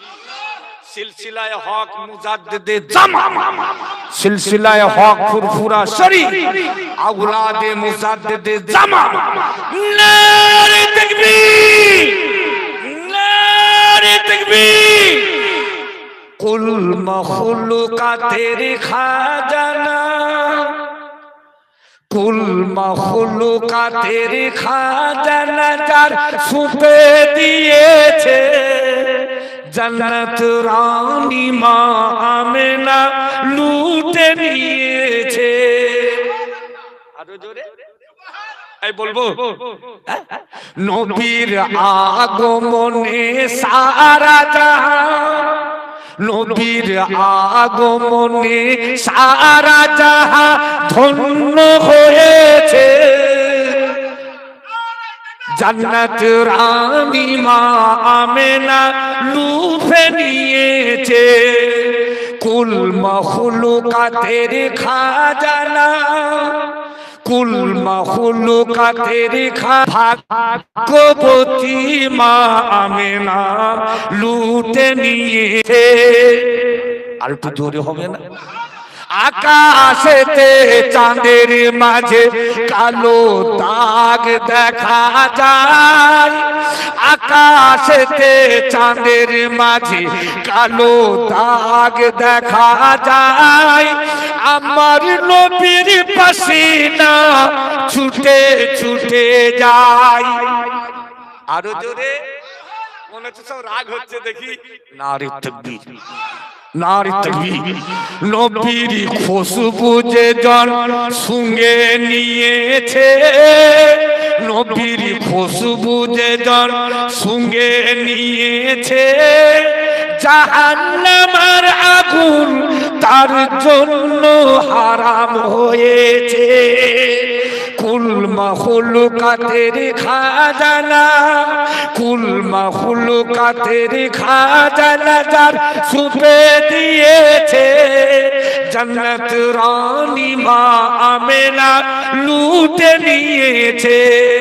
দরুদ শরীফ আল্লাহুম্মা